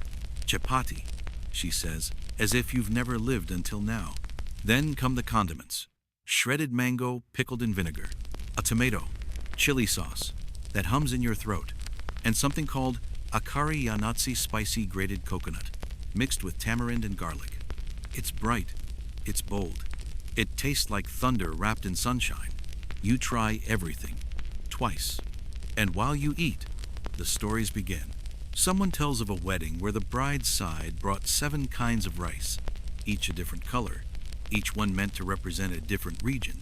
Someone else remembers a sailor who cried after tasting a certain stew because it tasted exactly like his mother's, from a port 4,000 kilometers away. Food, here, is migration without a boat. It's diplomacy without a treaty. It's grief and love and salt and survival. You ask if the recipe is written down. The woman stirring the pot chuckles. You measure with the eye, she says. You taste with the ear. You stop when the stew tells you. Fair enough. The boy sitting beside you asks if you've ever had urojo, a kind of street-side soup made with flour, mango, potato, deep-fried cassava, chili, lemon, and crushed bhajias. It's chaos, he says proudly, but delicious chaos. Then he lowers his voice. Some say if you eat urojo after midnight, your dreams will smell like cumin. You're not sure if it's a proverb, a warning, or a challenge. Either way, you make a mental note to try it. The meal winds down. Plates are emptied. Bread is passed to soak up the last traces of curry. The fire crackles low. A kettle is placed on the coals. Chaya rangi. Strong black tea steeped with cloves, sugar, and just enough cardamom to make your nose twitch. As the stars blink into the sky, you sip slowly. The woman looks at you over her steaming cup and says, "No one ever really leaves the Swahili Coast, not after they've eaten here." And you believe her, because now, part of you belongs to this courtyard, to this stew, to the fire that still glows long after the last bowl is clean. The stars are fully out now, scattered across the ink blue sky like sugar across dark velvet. Crickets take up their night shift symphony, and the fire in the courtyard dims to embers. You thank your hosts, gently pat your belly like someone who's had both a meal and a revelation, and ease back into the quiet streets. But quiet doesn't mean still. Somewhere beyond the edge of town, you hear a sound like a hammer striking coral. You follow it, past shadowed gardens and shuttered stalls, down to a stretch of coastline where stone gives way to sand once again. There, by the flickering light of a lantern, you see movement against the shore. Long, lean shadows, and the unmistakable clink of metal. And then cannons. Not firing, just resting, lined in a row along a crumbling coral wall. Some are cracked, some are rusting, but their presence is undeniable, heavy, ghost-like, watching the sea as if it might misbehave again. You've arrived at the old coastal fort, or what's left of it. Here's your mainstream historical fact. In the late 15th century, Portuguese explorers led by Vasco da Gama arrived on the Swahili coast. They didn't come for chapati and poetry. They came for trade dominance, spices, and control of maritime routes. What followed were centuries of intermittent alliances, sieges, and resistance. Forts were built by both the Portuguese and the Swahili to protect or reclaim coastal strongholds. But here's your quieter truth. Some of the cannons used in these defenses weren't cast in Portugal or brought from Lisbon. They were Swahili-made, poured, shaped, and fired by local smiths, using imported techniques and native ingenuity. Historians still argue about just how advanced Swahili metallurgy was. Some Portuguese documents suggest surprise bordering on panic at how quickly locals adapted cannon technology. Others mention Swahili boats, bristling with small guns, built for speed and precision in the reef-laced shallows. Tonight, though, there's no war, just repairs. A group of men and women, maybe 5 or 6, are working by lantern light to shore up the old wall, patching coral brick with lime mortar. One of them pauses to examine the rusting cannon closest to the shore, then runs a hand along its length like someone greeting an old pet. You approach carefully, and one of the workers waves you over. "Portuguese," he says, tapping the barrel. "Or maybe Omani. Or maybe both. We stopped keeping score a long time ago." Another adds, "Some of these cannons never fired, but they scared enough people to keep them around." You nod, placing your hand on the cool, gritty metal. They offer you a seat on a broken bit of parapet, and you take it. From here, the sea stretches wide and black and unknowable. The lantern flickers. The coral wall breathes salt from every crevice. You can almost hear the past pacing behind you. One of the women tells you the story of a Swahili town that traded peacefully with the Portuguese for 20 years until one day, the ships returned, not with cargo, but with cannonballs. The town had 4 days to prepare. They did what they could, she says, looking out at the surf. Forts, walls, words. You ask what happened. She shrugs. What always happens. The sea stayed. The people moved. Then she gestures to the wall you're all sitting on. But we rebuilt. And that's the thing. You begin to notice just how much of the town of the coast itself is layered with the bones of older battles.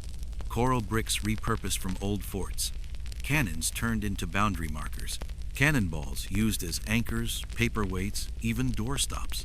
Not trophies, not warnings, just materials.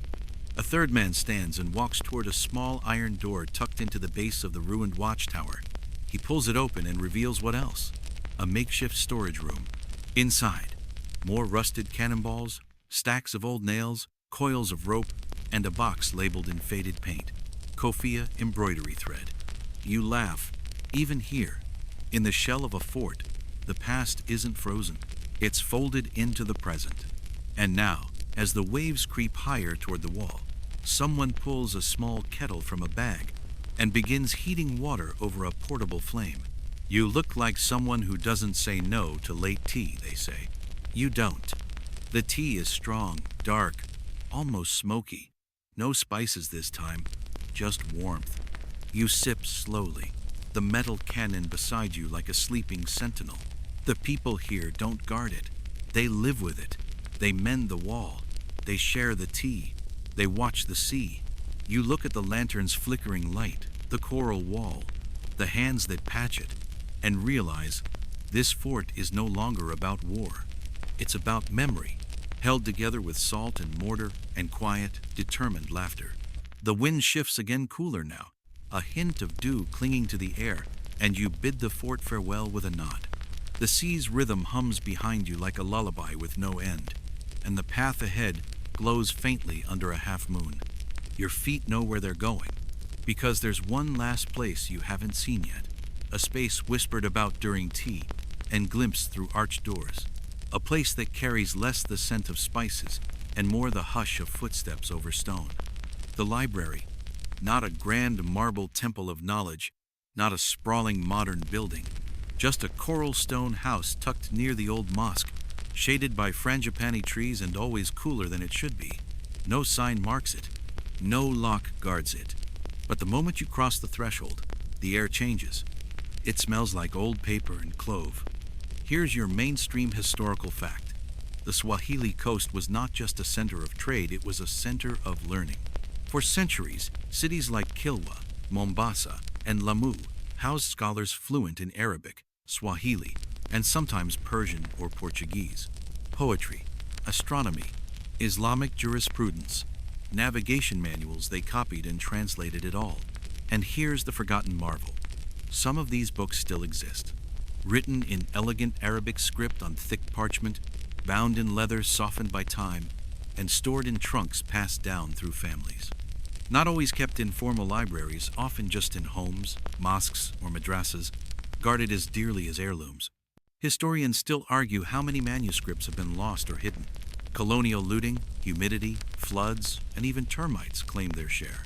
But many locals believe the most precious volumes are simply safe, sleeping, waiting. You run your fingers along the low bookshelves, many carved directly into the coral wall. There are no catalog numbers, no digital kiosks, just books, loosely sorted by topic or mood, or maybe by the whim of whoever last read them. A boy sits near a flickering oil lamp, hunched over a text half his size, mouthing words in Arabic. An older man naps nearby, one sandal half off, a rolled-up scroll still clutched in his hand. You sit beside a small window and listen to the soft murmur of pages being turned. Someone offers you a folio. You open it slowly. The calligraphy flows like water, black ink, bold and rounded, peppered with red annotations. The margin has a tiny drawing, just a boat on a wave, so simple it looks like it was drawn by a child. You ask what the manuscript is. Siyar al-Muluk, someone says from behind you. The ways of kings, but also how not to be one. You smile. The next book you open is different, written in Swahili, not Arabic, but still using Arabic script, ajami they call it. A whole tradition of Swahili literature written this way: poetry, love letters, even cookbooks. This particular manuscript seems to be a collection of riddles. You sound one out softly. What is born in the sea, lives in fire, and dies in salt? No one answers. That's the point. It's not about solving it. It's about sitting with the question. You ask the librarian, an elderly woman with silver hair and a scarf, the color of turmeric if she's ever lost a book. Books don't get lost, she replies. They just take a different route back. She gestures toward a locked trunk in the corner. That one came back after 40 years. Was used as a pillow by a fisherman who didn't know what he had. Said he dreamed in verse the whole time.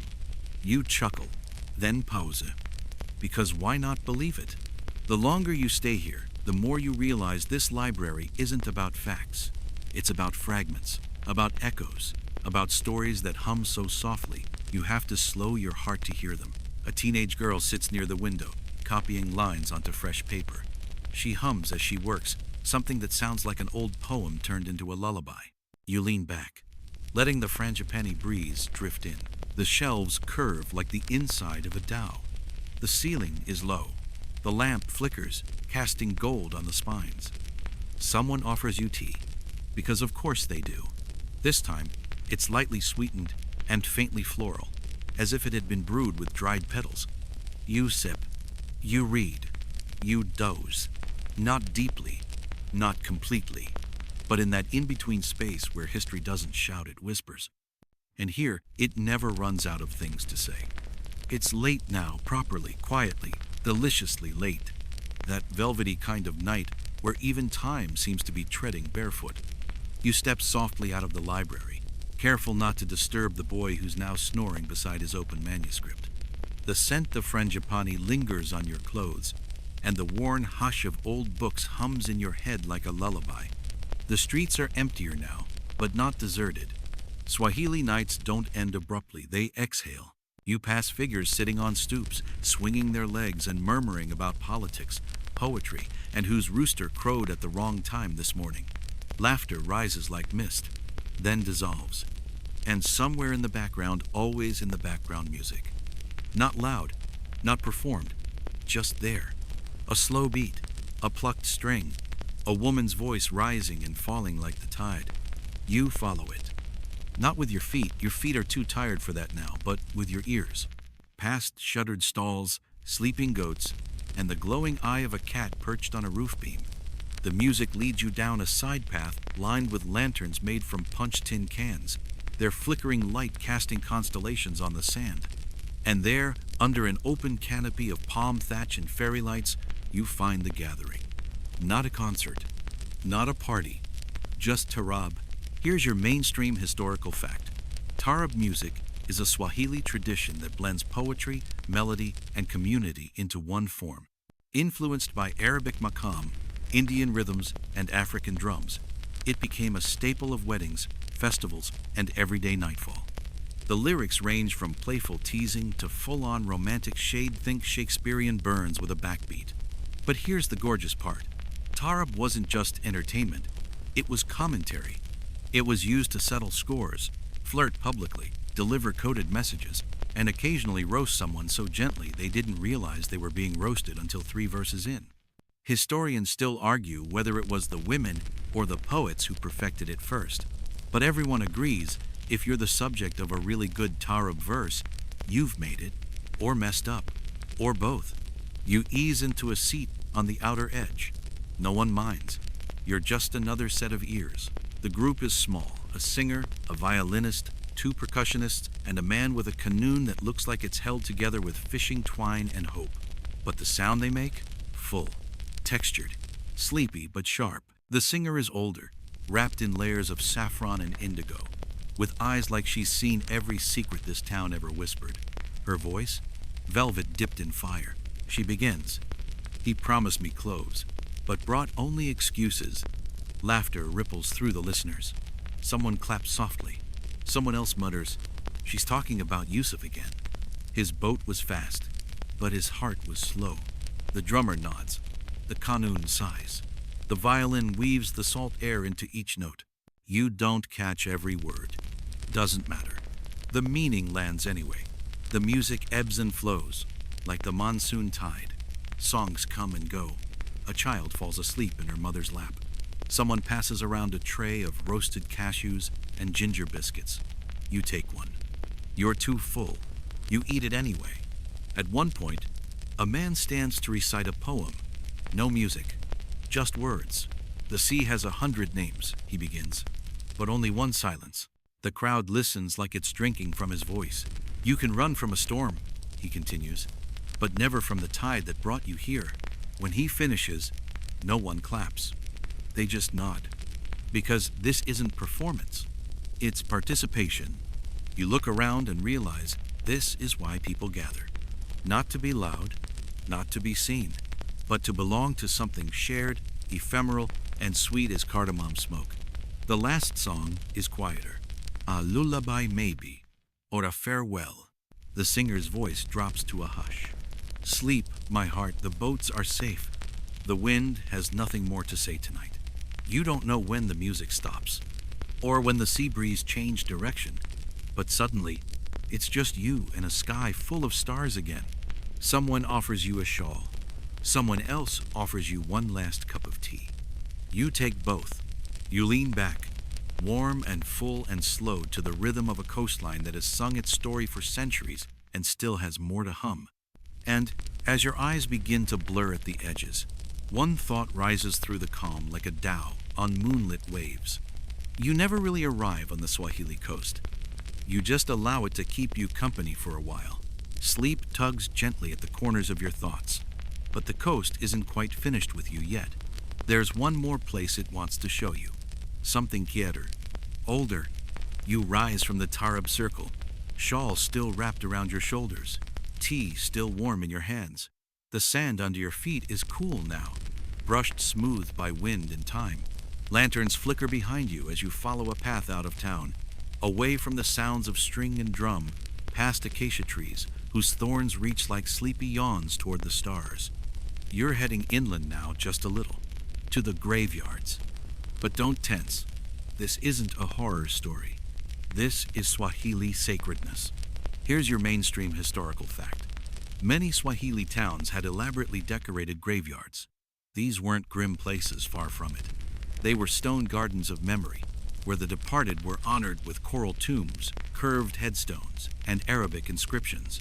Some featured shell inlay, others had domed markers like tiny mosques. But here's your peculiar detail. The most revered tombs weren't always the richest. Some belonged to scholars, some to women known for their wisdom or midwifery, others to poets who never left a name, just verses carved into coral like breath caught in stone. Historians still argue about who built the first domed tombs along the Swahili coast. Were they Persian-inspired? Omani? Purely local evolution? The designs vary, but one thing is clear. These are not forgotten places. They are woven in. You step carefully through the worn coral gate, which squeaks with a kind of dignity. The graveyard is lit by the moon alone, silver light on white coral, casting long shadows and making the curved tombs look like sleeping whales nestled in sand. Some graves are simple, low mounds with rough coral markers. Others are shaped like boats laid on their backs. You pause at one. The inscription is in flowing Arabic script. You can't read it all, but someone has left a flower. Fresh, white, fragrant.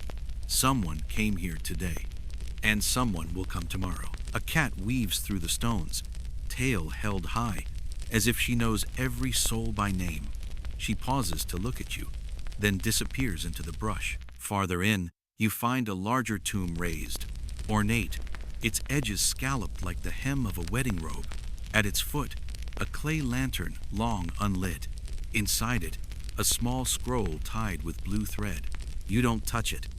Not out of fear, out of respect. These tombs are not just markers of death. They're signposts of continuity.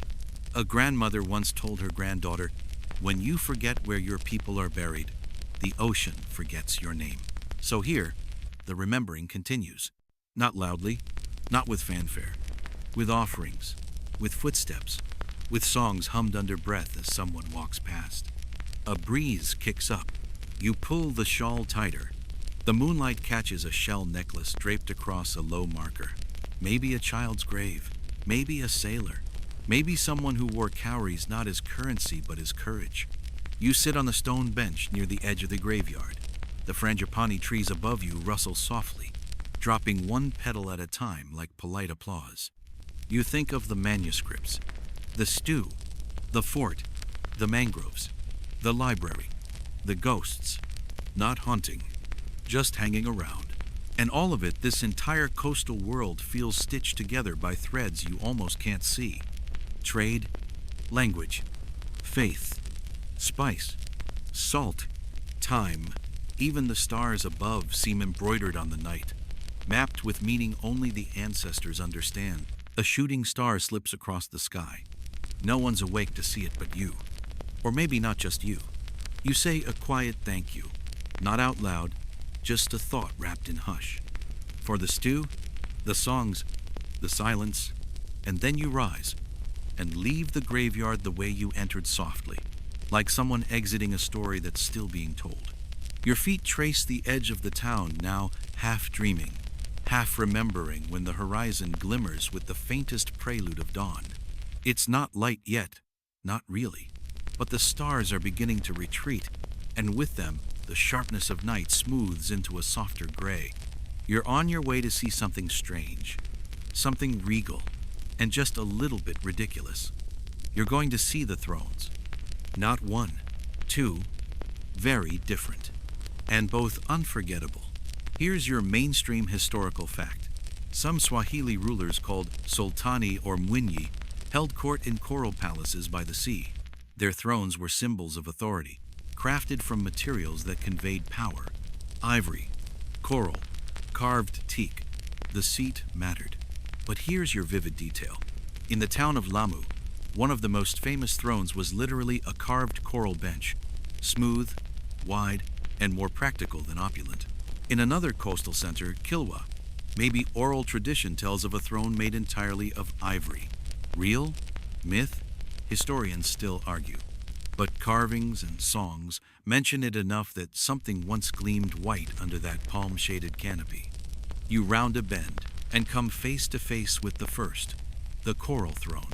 It sits at the heart of a ruined palace, not elevated, not fenced, just there, as if waiting for a ruler late for court by a few centuries. It's surprisingly comfortable. You sit, and the world hushes. The coral is smooth, where generations of fabric and skin wore it down. The armrests are curved, almost lazily. You imagine a sultan leaning back here, stroking his beard, listening to debates over trade routes, dowry negotiations, poetry contests, and maybe just enjoying the breeze. Because from this spot, you can see the ocean. That was the whole point. The throne didn't face the people. It faced the world. Power here wasn't about shouting. It was about watching. Behind you, in what remains of the audience chamber, are niches in the wall that once held lamps. Some say those lamps were filled with whale oil. Others insist it was coconut. And one overconfident teenager once claimed, no, actually, it was just glowworms. He was laughed out of the poetry circle. But to this day, glowworms are still part of the town's folklore. You rise from the coral throne and continue down a narrow causeway shaded by palms. The sky is brighter now, tinged with soft amber.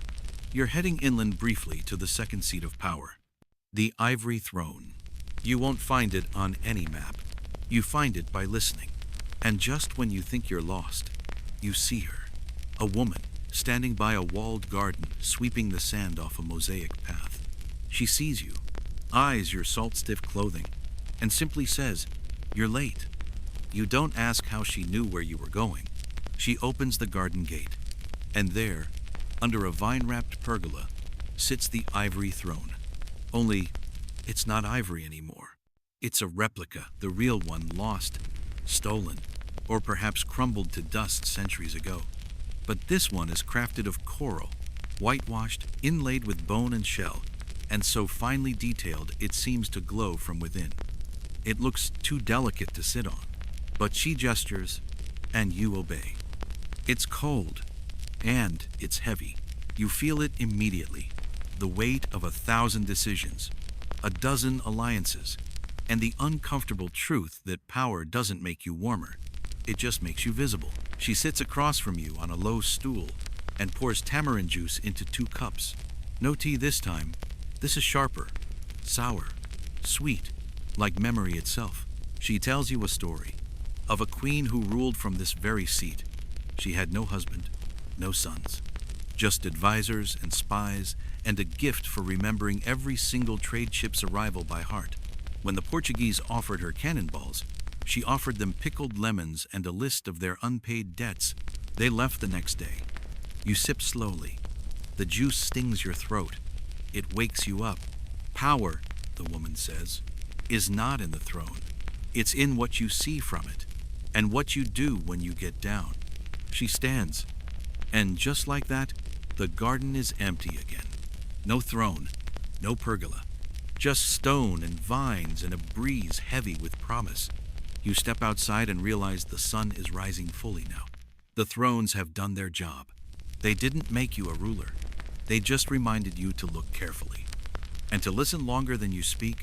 The sun now hangs low over the Indian Ocean, gilding every wave with molten light.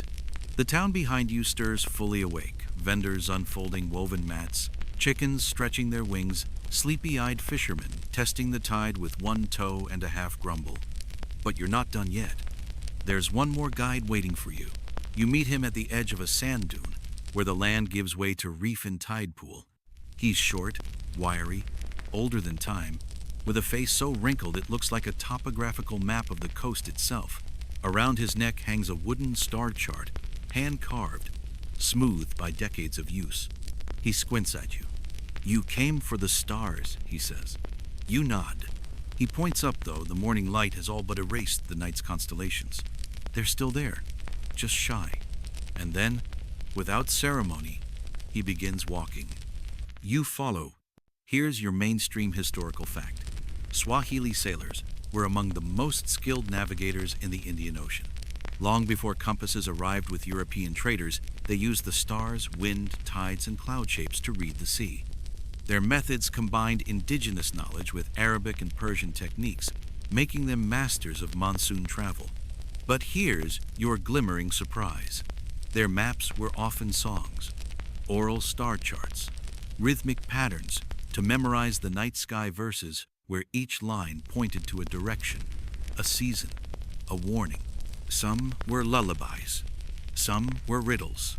Historians still argue how much of this knowledge was formalized versus passed down like family recipes by example, by mistake, by moonlight.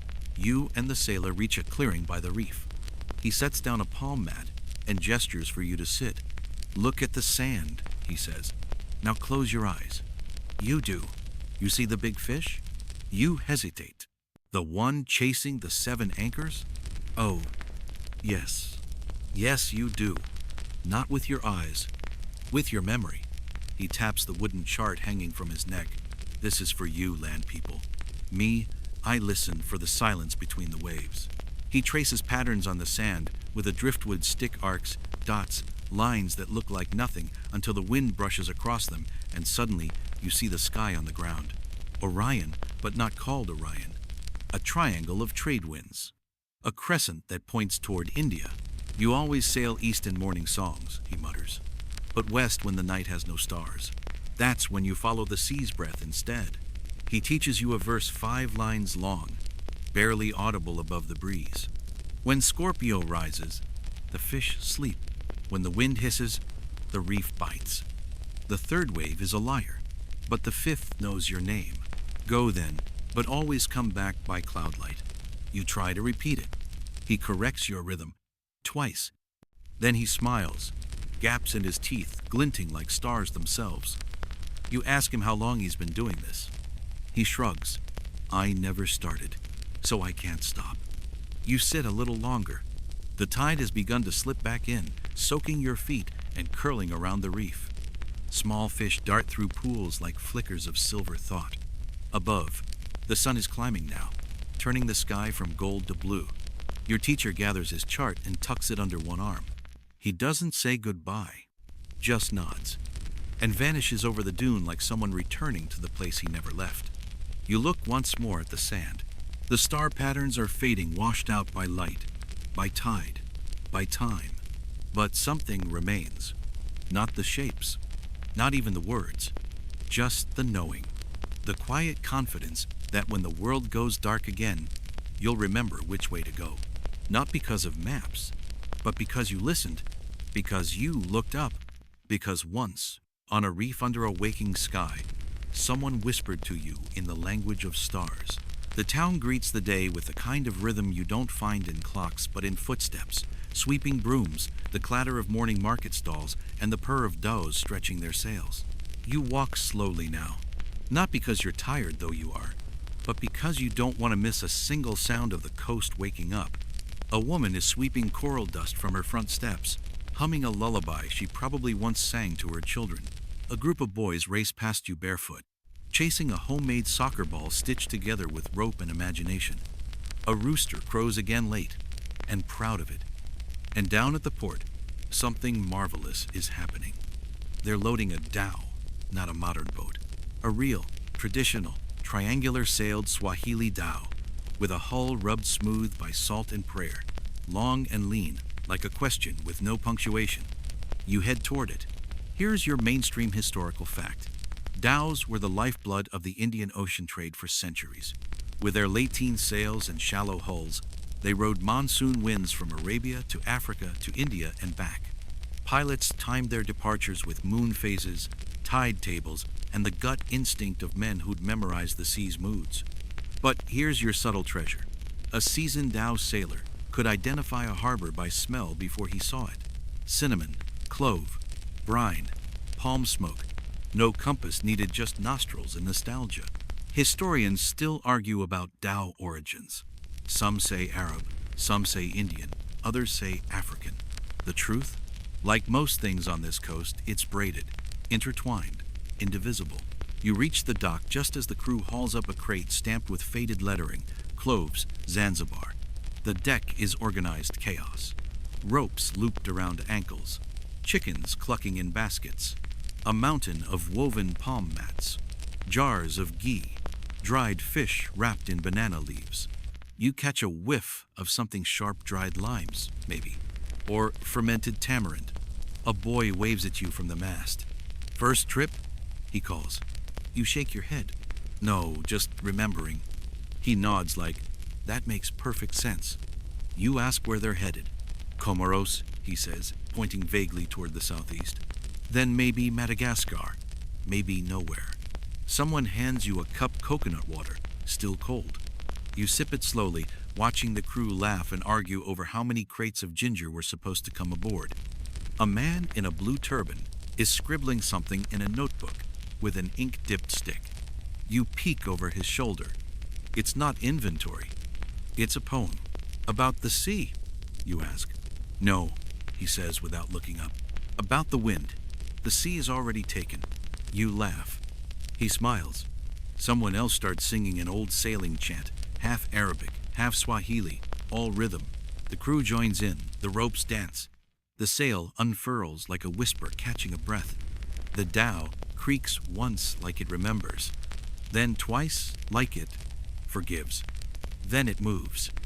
Not fast. Not urgent. Just steady. Confident. Certain of the way forward, even without knowing the destination. You walk along the dock, following it as far as the ropes allow, watching it slice through the soft morning surf like a page being turned. And as it fades from view, your eyes settle on what it leaves behind. Not just wake, not just sea foam, but continuity. The sense that this has happened before and will happen again. Because the Swahili Coast is not a museum. It's not a ruin. It's not even a memory. It's a verb. To live here is to trade, to remember, to carry, to sing, to sail, and whether you arrive barefoot or on a breeze, it welcomes you not like a stranger, but like someone who finally remembered the way back. The town greets the day with the kind of rhythm you don't find in clocks but in footsteps, sweeping brooms, the clatter of morning market stalls, and the purr of dhows stretching their sails.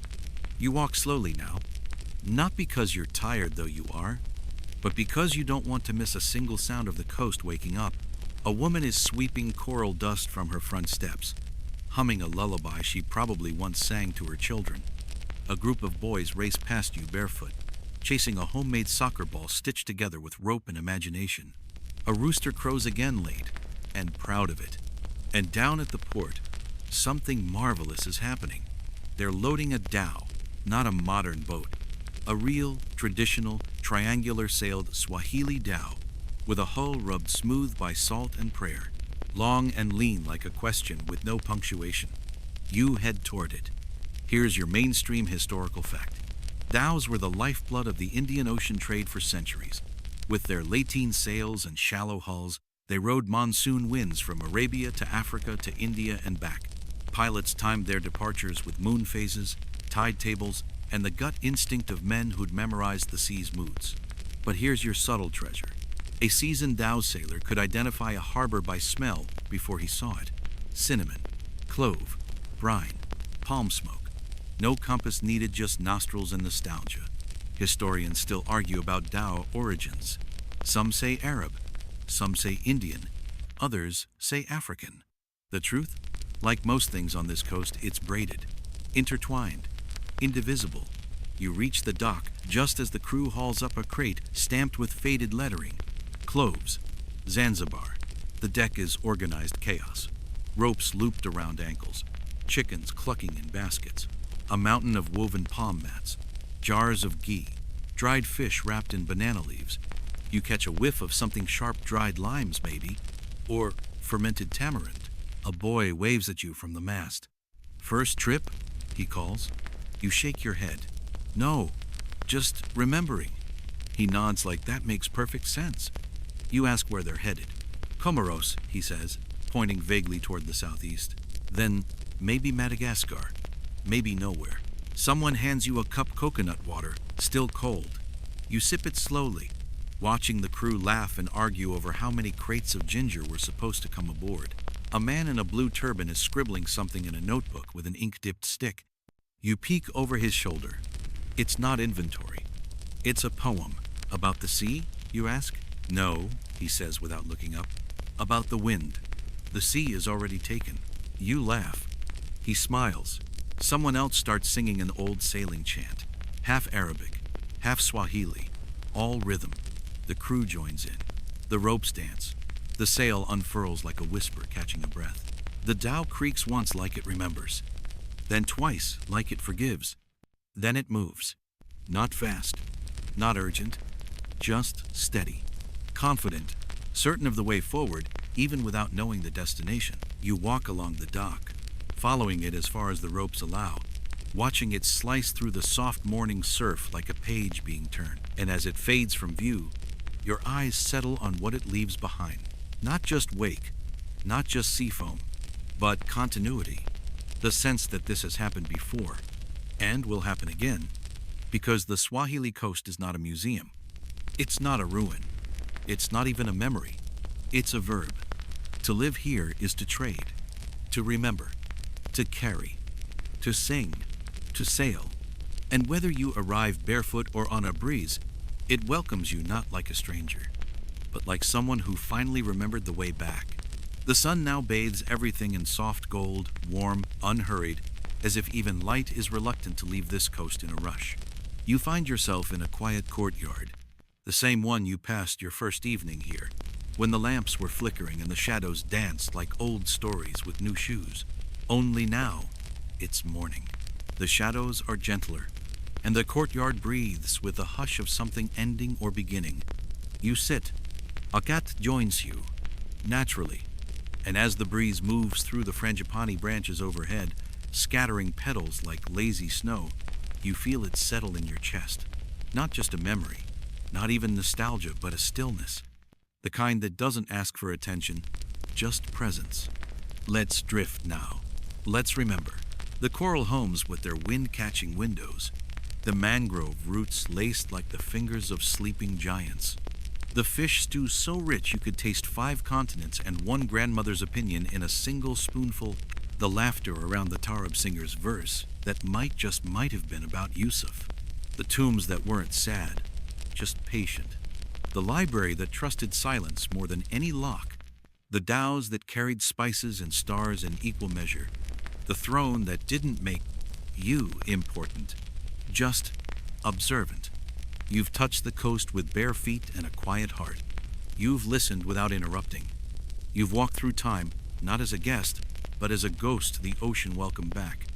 And now you're full, not of noise, but of space.